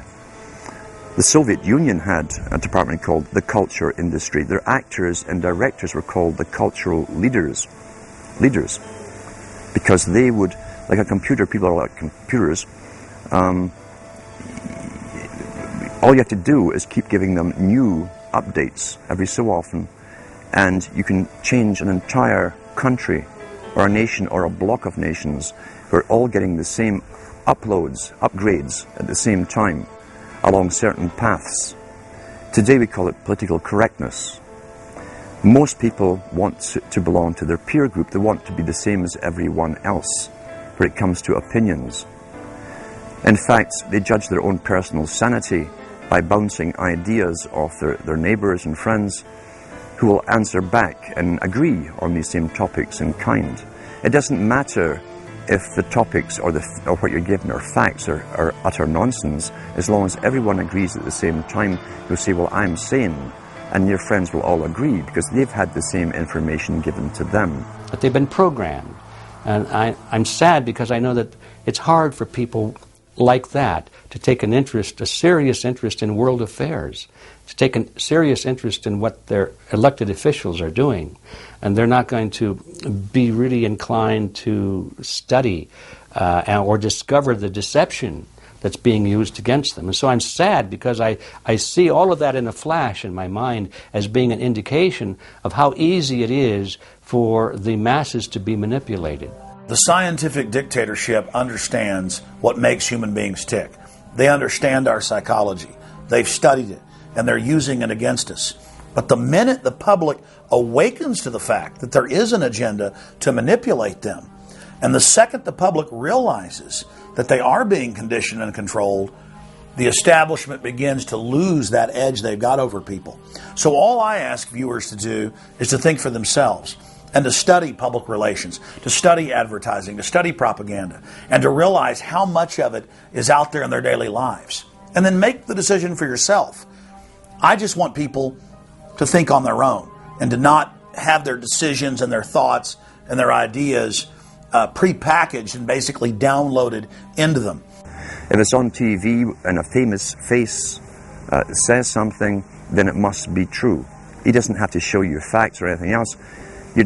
You've been brought up with these faces. That's why they keep these guys on television into their 70s and 80s. You've grown up with this father figure who's on television every night at 6 o'clock, in your house, in your room, staring right at you, and he's a father figure. Would he tell you a lie? So you naturally never suspect him. And this same man will lead you through new topics. He'll introduce experts on the topics. They'll have a little summary at the end of every talk, and you are now left with the conclusion that's presented to you. You don't arrive at it, it's given to you, and it's good enough for you. When I was growing up, people were talking on their front porches, neighbors were playing baseball, there were nightly barbecues. You don't see that anymore. We've lost our communities. You drive through neighborhoods, you see the blue glow of television sets. We're losing our humanity. So, if you want to rebel against the globalists, the social engineers, start by turning the TV off a few hours a day and actually getting to know your neighbors. Getting outside that comfort zone. Expanding your horizons. By coming together as communities, by getting to know our neighbors, we defeat the social engineers. We're programmed today perfectly just like machines. This is the best day of my life! We tie this in with the Brzezinski. Brzezinski said in 2 Ages, now this guy was way up with the NSA. He's a master geopolitician. He admits he works in 20, 50-year periods to do with geopolitics in other countries. But he said himself, the public will shortly be unable to think or reason for themselves. He was meaning by the form of information that was given to them, the type, the formulas that were in use then in the 1970s. He says, eventually they'll be unable to think or reason for themselves. And eventually, he said, they will expect the media to do all their thinking and reasoning for them. Well, that's happened today. That's why people today can't think outside of the programming from television. Zbigniew Brzezinski, Obama's main foreign policy advisor, talks about how a cult of personality can be artificially manufactured to influence the masses. In the first months of my administration, to pull our economy... Oh, goodness. Sorry about that, guys. To pull our economy back from the brink, including the largest and most sweeping economic recovery plan in our nation's history. We're gullible, but we're also willingly gullible. We want a human being, a big daddy, to come along and make everything right for us. And as long as we believe that, we'll always basically get shafted. In addition to John, sorry, I just noticed that I jumped the gun here. Go ahead and move it up. I'd already introduced all you guys. It's the presidential reality show. But when it became an Oprah production, it became slick. You don't have a president. You have an actor.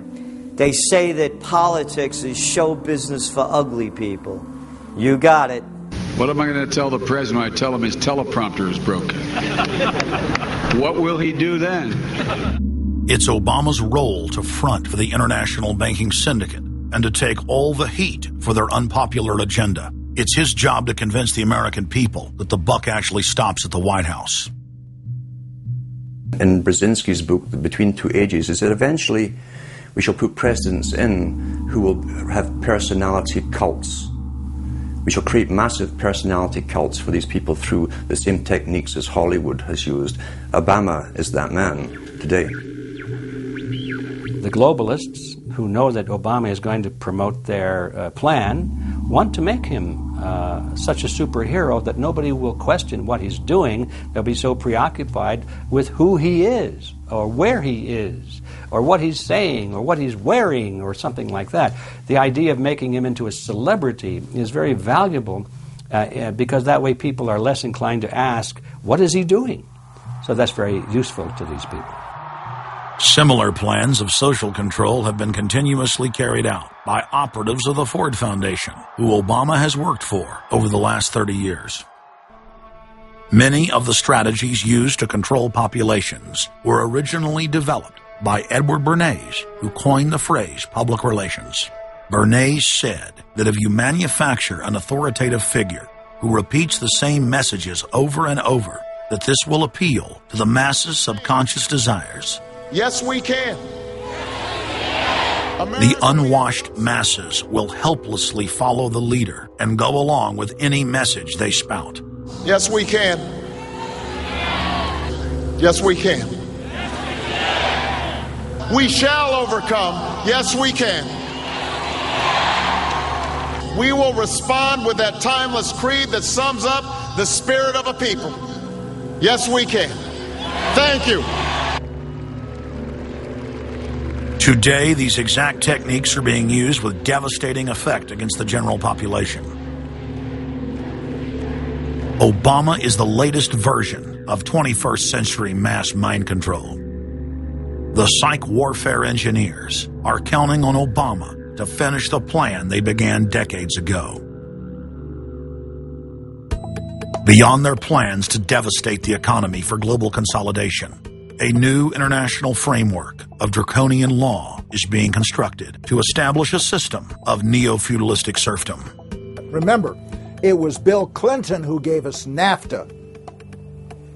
And it was Al Gore, the hero of the environmental movement, who was the hatchet man for the Clinton administration to cram NAFTA down the throats of a reluctant Congress. Now, this is a good deal for our country, Larry, and let me explain why. Al Gore, who carried the ball for NAFTA and GATT, is now one of the top standard bearers for the elite's agenda. I didn't interrupt you. Okay, now, guys. Now maybe it just... Is this... NAFTA. Why? Huge numbers of manufacturing jobs left Canada, came into the United States because of a 15% wage differential. We pay our workers less in Canada. Now, when you've got a 7-to-1 wage differential between the United States and Mexico, you will hear the giant sucking sound. No, there's a political lesson, there's a business lesson. Sorry. He serves as the front man for the carbon tax cap and trade scheme, which will not only increase taxes on every American, but will also transfer our national sovereignty and rights to a tyrannical world government, all in the name of saving the earth. Is the legislation that we are discussing here today, is that something that you are going to personally benefit from? If you believe that the reason I have been working on this issue for 30 years is because of greed, you don't know me. I've been willing to put my money where my mouth is. Do you think there's something wrong with being active in business in this country? I am simply asking for clarification. I'm proud of the it. Relationship. I'm proud of it. My name's Dr. Tim Ball. I'm a climatologist. I have a PhD in climatology from the Queen Mary College, the University of London, England. And I've been studying climate both with my 9 years in the Canadian Air Force, where it was essential to flying, and then after that at the university. So it's essentially been the whole theme of my career. Initially called climate skeptics. I said, but all scientists are skeptics. If you're not a skeptic, you're not a scientist. And then when that didn't work, then they came out with the charge that we were climate change deniers. And I remember when I was first called a denier, and it was in the Times of London and England. And of course, the word denier was clearly deliberately chosen because of the Holocaust connotations of that term. So it was not only a charge that you were ignoring the truth, but you were doing it in a very evil way. And of course, I laugh about that now because my whole career has been anything but a climate change denier. I've spent my career trying to educate people to how much climate changes naturally. So I'm anything but a denier, but of course that is part of the politics. Under the Nazis, there was something called race science. They had a lunatic theory of eugenics, the Aryan heritage, and all the rest of this. Absolute crackpot pseudoscience. There was no empirical measure or empirical test for the validity of those theories. They simply asserted them, and if you were a professor who stood up to them, then the Gestapo would come and take you away. We are perilously close to such a situation right now. Any academic, any other figure standing up to say the global warming theory of Al Gore is a piece of crackpot nonsense is in danger. You'd be fired from a government job, and in many universities, your job would be in danger. And of course, it's also part of what's called ad hominem, that if you can't defeat the person's argument rationally, you start attacking the person. And we see that with these terms, and we see it with Al Gore calling them flat earthers. Congressman, you began by denying that there is a consensus on the science. there is a consensus on the science. Well, you mustn't have been listening to our testimony that we've had for the last few days with dozens of experts that have come in who have given completely different views. Well, I would encourage you to go back and look at the testimony this committee's heard. There are people who still believe that the moon landing was staged on a movie lot in Arizona. And neither of us are one of those, and I know you like giving those cute anecdotes. This is not a cutesy issue. We're talking about something that can export millions of jobs out of our economy, out of our country. Richard Lindzen, the MIT professor of atmospheric physics, said it many years ago when he said the consensus was reached before the research had even begun. And then scientists like myself that stood up and said, hold on a minute, I got problems with this. Oh, paid by the oil companies. Don't trust that guy. What the international scientific community is saying is correct. There is no legitimate basis for denying it. Now, you hear the consensus argument. Well, the majority of scientists. What they're always talking about is, and originally the IPCC was about 3,600 scientists, it's now down to 2,500. That's the people they're talking about. But when you look at it, most of them are bureaucrats. They're not scientists at all. And very, very few of them are actual climate experts. Now, the consequences of that, and whether that's because of man-made CO2, I think are debatable. If CO2 is not causing the climate change, what is? What are the major driving factors? And so they're essentially the ones that are left out by the Intergovernmental Panel on Climate Change. It's unbelievable to me that they can come out and ignore the sun. I mean, everybody knows the sun goes in, it gets cool. You notice that, right? You have an eclipse, the temperature drops, and the birds start to get excited and so on. And when you look at the seasonal changes with the sun, how you can suggest that the sun is not a factor is really quite remarkable. Giving us false scientific information is not going to clean up our environment. Speaking with a lot of promises and innuendo is not going to help clean up our environment. The globalists have co-opted the environmental movement. There are a lot of real environmental problems we face, like genetic engineering, where they're splicing plants, animals, insects, you name it. Toxic waste dumping in the ocean. No one wants to breathe bad air or drink toxic water. But the global carbon tax has nothing to do with that. It's a tax literally on breathing. Go out on the street or talk to your friends, your neighbors. Ask them, hey, should we ban dihydrogen monoxide? It's bad for the environment. The average person will sign your petition calling for the banning of water. That's right. Dihydrogen monoxide is water. It's the same thing with table salt, sodium chloride. And that's exactly what the establishment is doing with carbon dioxide. Ooh, dioxide. It has this scary sounding name. But the truth is, it's one of the 4 elements of life on this planet. Oxygen, carbon dioxide, water, and sunlight. And if the establishment can tax and list as a toxic waste one of those basic 4 building blocks of life, carbon dioxide, they can regulate and control every facet of our lives and shut down any businesses that aren't part of their New World Order. The idea that carbon is a pollutant is essentially a way of saying that humanity is a disease or a cancer that ought to be wiped out. Genocide. People have argued in this environmental coterie around Obama, around Holdren, the theoretician of de-development, who is now the science advisor of the White House, really the anti-science advisor. They've argued that babies are carbon monsters, carbon machines, and that every time you breathe out carbon dioxide, you're part of the pollution of the planet. This is an absolutely anti-human doctrine. They use the environmental movement to promote their real agenda, which is globalization and federalization and power. The advisor to Gordon Brown wants to exterminate 1/2 of the population of the British Isles. Now, that's something Hitler might have tried to do, or Stalin. They didn't succeed. Will Gordon Brown do it? You can read this in the statements of these lunatics, radical environmentalists fanatical Malthusians, tree huggers, whatever you want to call them.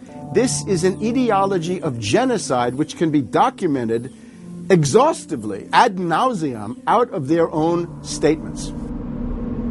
When Gore said the science is settled, that raised red flags amongst the media and then also amongst a lot of other people that sort of knew that that wasn't true, other scientists, and started to look at it. And of course, the more they looked at it, the more they realized, no, science is never settled. What is coming down now is environmentalism is nothing but phony science. Nothing but phony science. And if we really believe in the environment, if we really believe in freedom, if we really believe in truth, we need to get some straight answers. Now, the Kyoto Agreement, of course, was reached in the city of Kyoto. And what was interesting was several things came out of that. But the first thing was that not all countries had to participate in Kyoto, but not all had to take action. Only the developed nations were required to reduce their level of CO2. The developing nations were excluded. Now, of course, at that time, China was, and in some ways you can argue it still is, a developing nation. So it wasn't required to meet any targets under Kyoto, nor was India. The U.S., of course, held out. And what's interesting is that the U.S. Senate voted 95-0 against the Kyoto Accord, even though Al Gore was the vice president at the time. And lucky for him, he didn't have to cast a deciding vote. But so it was 95-0 against it because the U.S. Senate saw, no, this is a socialist distribution of wealth. This is going to cost jobs and economy, and so they scrapped it completely. We're now told that you have to buy carbon offsets. In other words, if you have sinned by having a carbon footprint and by carbon emissions, you've got to buy a carbon offset, which is usually a scam. Somebody claims to have planted an acre of grass in the third world. It never happened. They take your money and laugh all the way to the bank. But they're telling you that in order to cleanse your guilt, you've got to buy a carbon offset. Talk about carbon polluters. You talk about them. It's my understanding that back in 1997, when you were vice president, Enron's CEO, Ken Lay, was involved in discussions with you at the White House about helping develop this type of policy, this trading scheme. And is that accurate? Is it inaccurate? It's been reported. I don't know, but I met with Ken Lay, as lots of people did, before anybody knew that he was a crook. Right, and clearly you can see why so many of us are concerned about this type of cap-and-trade energy tax that would be literally turning over this country's energy economy. I didn't know him well enough to call him Kenny Boy. Well, but you knew him well enough to help devise this trading scheme, and obviously we know what Enron and these big guys on Wall Street like Goldman Sachs, and I know you've got interest with Goldman Sachs. No. Well, that's been reported. Is that not accurate? No, I wish I did. With executives you're partnered in companies with executives from Goldman Sachs. Well, if you're not. Al Gore has got to be the greatest con artist in modern history. This guy claims he invented the internet, even though it's on record he's a liar, and he got away with it. He was the pitchman that successfully sold, as vice president, NAFTA and GATT, that's lowered the standard of living in the United States and Mexico and almost completely deindustrialized our country. Now he's saying you should pay him and his private company, set up by Enron, a carbon tax on breathing. Look, if you want to buy Al Gore's propaganda, go ahead. But before you do that, you should at least look into the claims he's making. There was a meeting in the White House in 1998 between Al Gore and Bill Clinton, Ken Lay, and Lord Brown. Okay, well, who were these people? Well, we know the president, the vice president. Ken Lay, of course, was the president of Enron. And Enron was a major player in the carbon trading. And in fact, stood to make an enormous amount of money out of it. And so it was part of the collapse of Enron. And Lord Brown, of course, was the head of the largest oil company in the world. And they were looking to buy into this, as is happening now, where the energy companies are becoming the big promoters of, we got to go green, we got to go to alternate energies, and all of this stuff. They saw a business opportunity and leapt onto it, and one that would make them look green again. When it came time for the 1,200-plus page greenhouse gas emission and carbon legislation to be voted on, the Speaker of the House, Nancy Pelosi, would not let the Republicans, or even members of her own party, see the bill until minutes before the vote. Republican Minority Leader John Boehner engaged in a rare House filibuster and read shocking section after shocking section from the legislation. I really hate to do this, but when you file a 300-page amendment at 3:09 a.m., the American people have a right to know what's in this bill and have a right to know what we're voting on.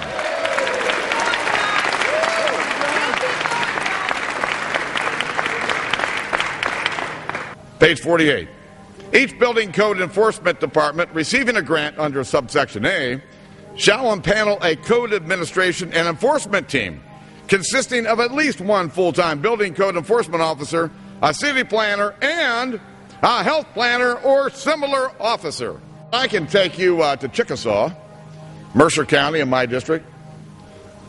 They don't have one full-time person that works for the village, all right, not one. Look at the mandate on every city, village in America right here in this bill. So that we're not only going to tell you what the codes are going to be, but we're going to tell you how many people you need to hire to enforce this. Page 41, determine any geographic area within the contiguous United States that lacks a federal power marketing agency. Because, you know, we can't move power around the country without a federal power marketing agency. We do it today, but now we have to have a new government agency to do this. All California housing standards are now going to be imposed on every American community. You don't have the right to have your own building standards in your community or in your state. Hell no, the federal government's going to tell you what they are. It quickly became clear why Pelosi and the Democratic leadership were desperate to keep the contents of the bill secret before the vote. Now, because of this underlying bill, the federal government will virtually have control over every aspect of lives for the American people. It is time to stand up and say, we get to choose. We choose liberty or we choose tyranny. It's one of the two. The underlying bill represents the tyranny and the intervention of the federal government. It's our choice. What will we choose today? Will we choose liberty or will we choose tyranny? And I know that we'll be facing the single moms that heard from last summer. They can't afford the gasoline bill. They can't afford the propane. You didn't do a great thing. You hurt some really decent families struggling, trying to make it, and this is going to be their death knell. It breaks my heart. I yield back. It is, of course, a carbon tax on economic activity, farming, manufacturing, real production here inside the United States. It would tend to shut down even those miserable remains of an industrial economy that we still have after the collapse of the Detroit automakers and their related subcontractors and so forth. Every home and business in the United States would be federally regulated and controlled. Mandatory home inspections will be carried out by federal inspectors, and it's all at the expense of the homeowner. In New York, they're called the environmental police. On this day, a surprise visit to a market in Brooklyn's Chinatown. And every day you're not in compliance, you face huge fines. Go to page 235. The Secretary may set and collect reasonable inspection fees to cover the cost of inspections required. So number one, they can come in, the federal government can come in and inspect your house and send you the bill. And if they find that you're out of compliance with this new federal code, the Secretary shall assess a civil penalty for violations of this section. And then further, going to page 236, each day of unlawful occupancy shall be considered a separate violation. We're setting up a global warming Gestapo that can literally come in, and now this new term, unlawful occupancy. So now living in your home is considered unlawful under this bill. This is ludicrous. Worst of all, carbon czars in more than 35 federal agencies are given unlimited dictatorial power to tax all forms of carbon and carbon emissions. The Commissar Green Police openly brag that they will have the power to selectively enforce the new edicts on a case-by-case basis. It's funny because when I tell people what I do for a living, the first response usually is, "You're with the environmental police?" There is no environment in New York City. With this new power, the green mafia can take over the entire economy through selective enforcement. We know, Madam Speaker, that this national energy tax will cost the American people $2 trillion. We know that. We know this will result in a loss of 2.5 million jobs every year for the American people. We know that. We know this will result in a reduced standard of living for Americans. We know that. What is the point and what's the benefit? The same central banks that have stolen more than $50 trillion from national treasuries across the planet are now creating a new derivatives fraud through the cap-and-trade carbon tax system that dwarfs their previous Ponzi schemes. We've just watched a financial meltdown in this country, the likes of which hasn't been seen in some time. Now, if people like credit default swaps, they're really going to like the carbon swaps that are going to occur and the carbon future swaps. We spent a full day in this committee last summer talking about the manipulation of the energy futures market in oil. We're going to create, I fear, another such system that people who have an inclination to react dishonestly to systems are going to actually have a new opportunity. Is that not a problem? A select group of central banks are lobbying for the same legislation to be passed worldwide. Once the so-called green economy laws are in place, only global megacorporations and their subsidiaries will be allowed to do business. Van Jones, Barack Obama's first green job czar, has stated repeatedly on the record that the new green economy is only a cover for a complete revolution against capitalism and the total redistribution of wealth. But what Van Jones doesn't tell his sad followers is that the elite are bragging that the modern green movement was designed from its creation to destroy the middle class and transfer all wealth into the hands of a super elite. They're not doing this to uplift the poor. No, the goal is to enslave the planet and usher in a new dark age. Every nation on Earth is in the process of, or has already passed, its own set of carbon tax laws and regulations. If their plan is successful, every nation on Earth will not only pay tribute to the powerful world government, but every facet of human life will be regulated by the technocratic global planners. Under the carbon tax scheme, China, India, Mexico, and over 150 other nations are exempt from the global tax system. You see, the bankers already own and control the third world. Their final target is the middle class of the West. Once they've dismantled the economies of the United States, Europe, and Japan, they believe no one can stand in their way. In short, the New World Order is a global corporate takeover. In their global corporate state, there is no room for individuality, sovereignty, or independence. As their program begins to face more and more opposition, lawmakers and supporters of the man-made global warming hypothesis want laws to be passed, making it illegal to question their theories. Recently, the head of Greenpeace was forced to admit that the Arctic and Antarctic ice caps grow in the winter and shrink in the summer, and that this is all part of a natural process driven by the tilt of the Earth and the Sun. The cosmic radiation coming from space, the amount reaching the Earth is affected by the strength of the Sun's magnetic field. So the magnetic field of the Sun is almost like a gateway controlling the cosmic radiation reaching the Earth.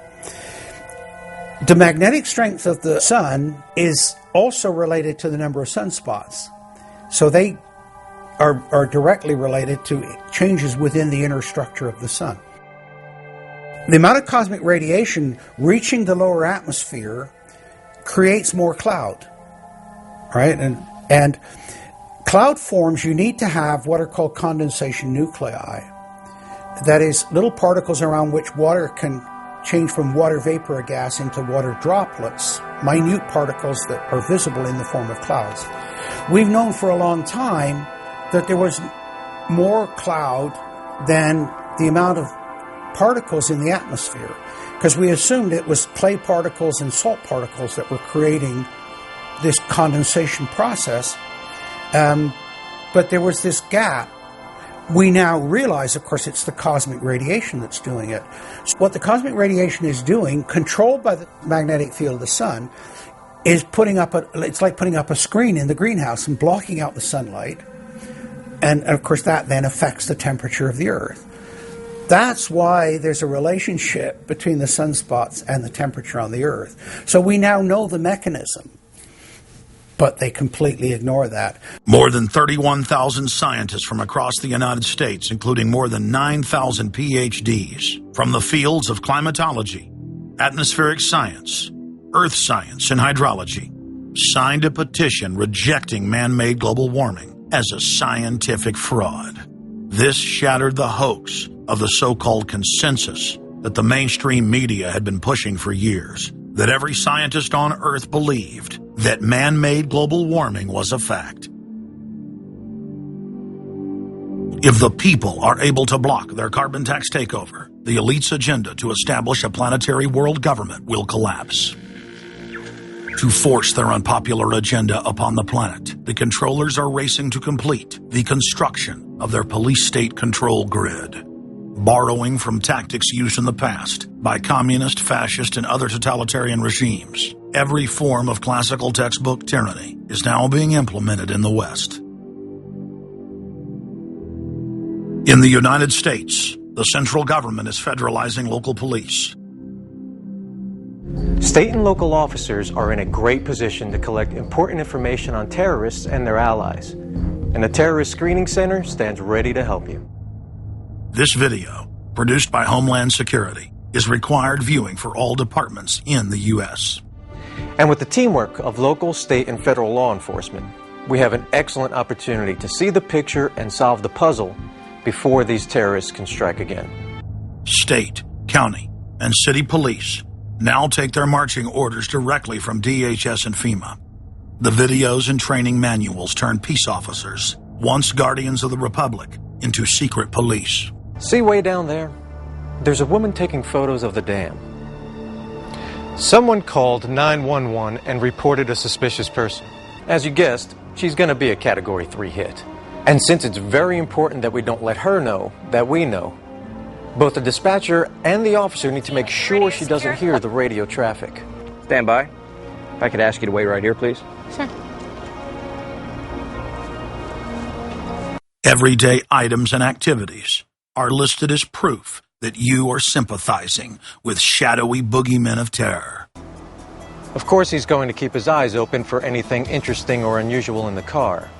That would include cameras, binoculars, video equipment, GPS, maybe things like sleeping bags that suggest they're living out of the car.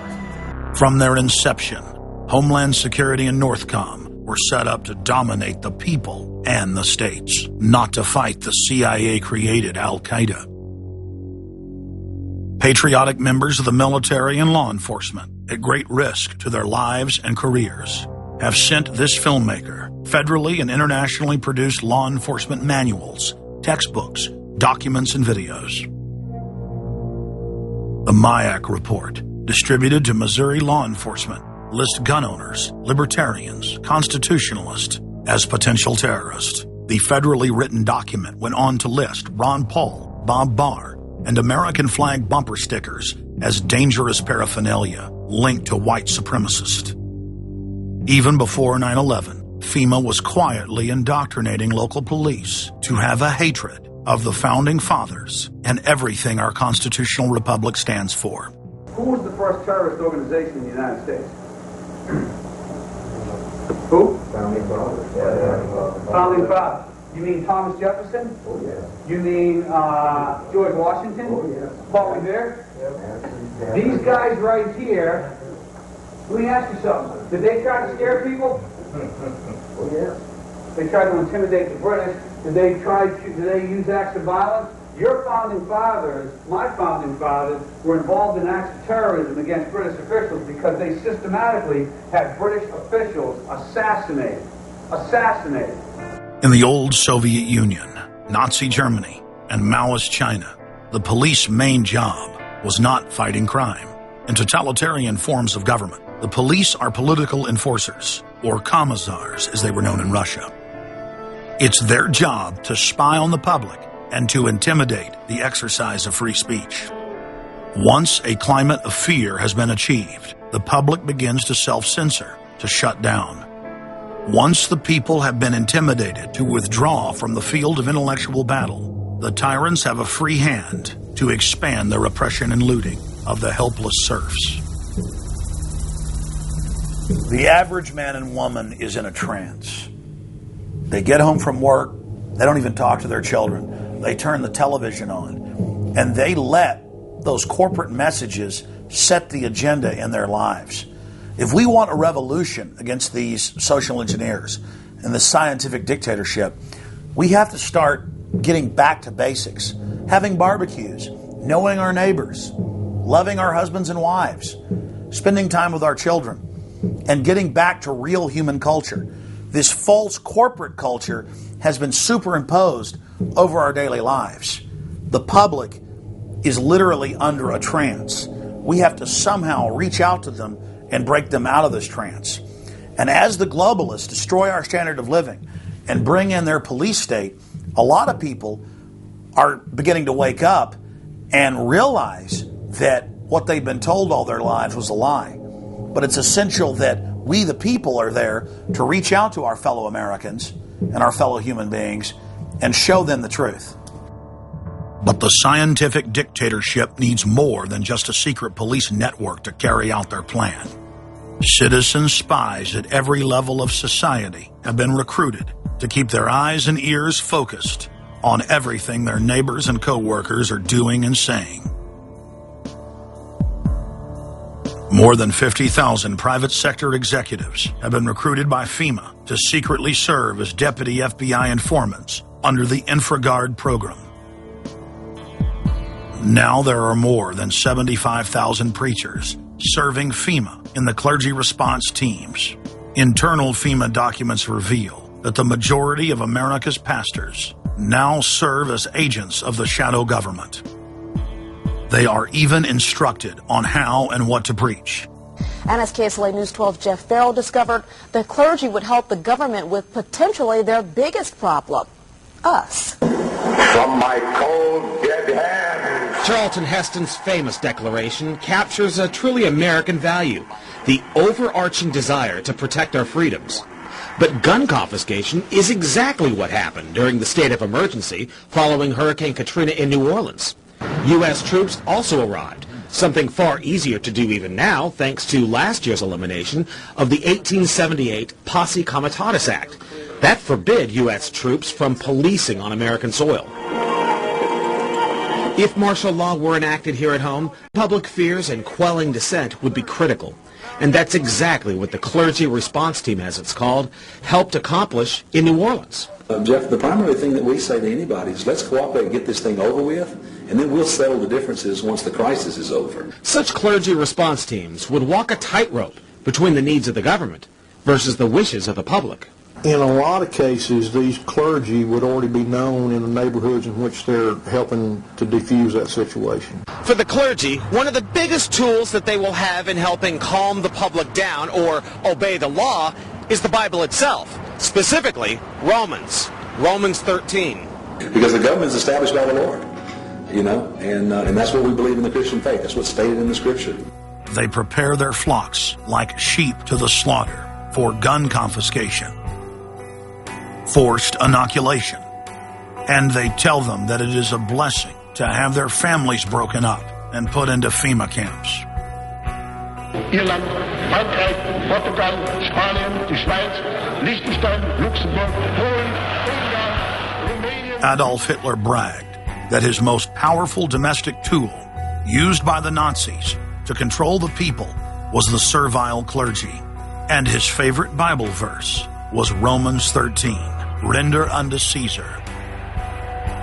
Either you are with us or you are with the terrorists. The scam was launched as a simple bait and switch. The government recruited the public by telling them that they were needed in the fight against Al-Qaeda. But from day one, over 90% of their training and operations focus on demonizing, surveilling, and harassing anyone who stands against their takeover. The Department of Homeland Security calling on firefighters to take on a new role in the war on terror. The idea to be the eyes for the U.S. government when they're inside a home. Now, unlike police officers, firefighters don't need a warrant to go into private houses. And critics say that's where things get sticky. Cable company repairmen, truck drivers, maid services, and hundreds of other professions that go inside homes and businesses without warrants are now on the government's payroll as citizen snitch spies. But Big Brother doesn't stop there.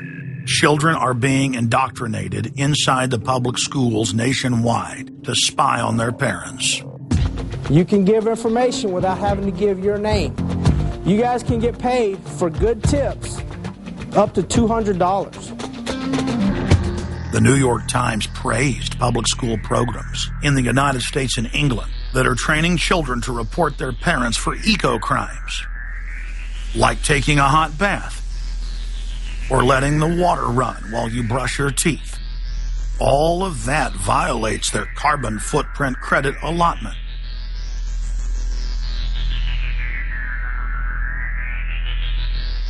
Check it out, check it out. And that's where we come in. We're the carbon cops and we're on the lookout for energy wasters. Our job is to get all Australian households to cut their carbon emissions. So Carbon Cops is a program that looked at energy use in a domestic sense. We went into people's houses and got them to reduce their energy use by 50%.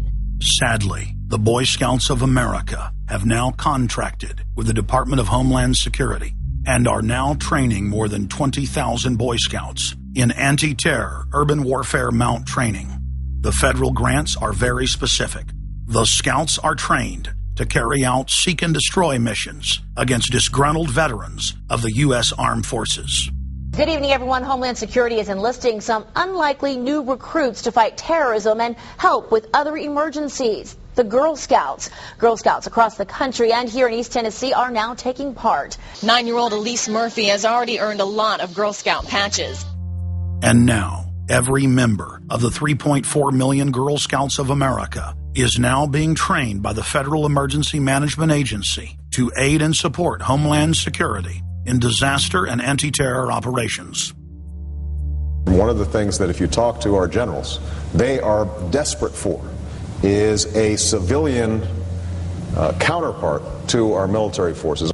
Everybody somewhere between the ages of 18 and 25 will serve 3 months of basic training and understanding in a kind of civil defense. So is this compulsory then? Well, you have to, in a sense, it's required of everybody, 18 to 25, 3 months. And at some point at that point, you do it. Creating citizen armies in one way is, it's disgusting. Because what you do is you get young kids and you can mold their minds easily. And we saw them chanting and crying, and they'll follow any leader, whether it's in a black shirt, a brown shirt, a red shirt, whatever the shirt might be. Another branch of Homeland Security, the Corporation for National and Community Service, is setting up literally hundreds of other private uniformed youth groups. The White House has introduced legislation to establish forced national service for all Americans between the ages of 16 and 64. In 2008, the North American Military Governorship, known as NORTHCOM, announced that they had deployed 4,000 regular Army troops inside the United States to deal with civil unrest because they knew that their offshore masters were about to rob the United States blind. In 2009, the Pentagon requested funding from Congress to deploy 379,000 military personnel in thousands of communities across the United States. And now, legislation has been introduced in Congress to expand a system of FEMA concentration camps across the United States under the National Emergency Centers Act, H.R. 645. The Republic is hanging by a thread. The last vestiges of our free system of government are being swept away. You got time to watch baseball, you got time to watch football, you got time to entertain yourself. But I think a knowledgeable public we're losing, and we've got to get people back on track to paying attention, because if you don't pay attention to your government and what they're doing, you're going to pay some dire consequences for it. Unless we become active and become influential in the power centers of society, there's nothing we can do about it. Just knowing about it is not enough. And as long as we are given at election time an option between the Republican candidate or the Democrat candidate, both of whom have been selected by members of the Council on Foreign Relations and both of whom have the same general policies, that's not going to change anything either. So the real issue is, so what? And the answer is we've got to recapture control of the power centers of society. The people have a decision to make. Our nation has been seized in the jaws of a global corporate takeover. The republic is passing into history. We're losing our freedoms. And it's up to every man, woman, and child in the United States to decide whether we're going to be fooled by the slick propaganda of the social engineers or whether we're going to restore the republic.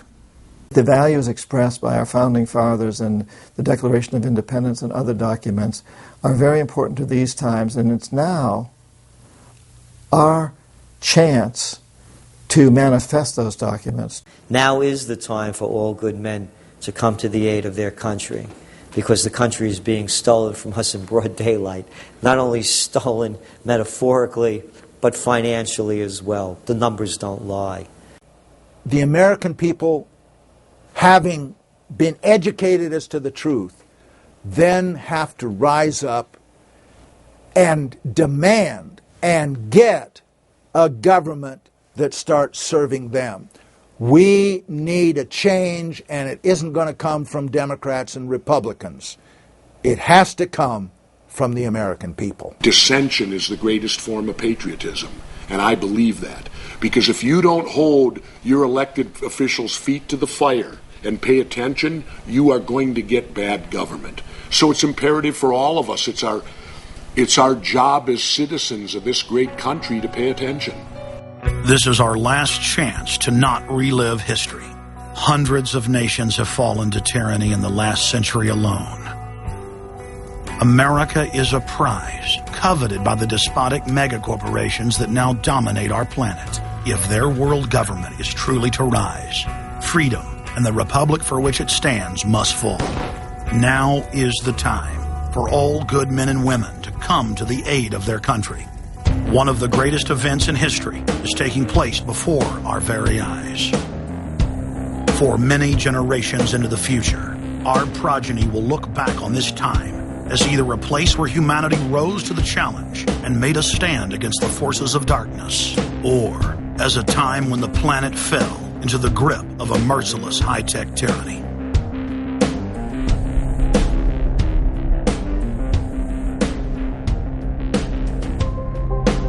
In Part 2 of Fall of the Republic, you will learn the elite's master plan for humanity.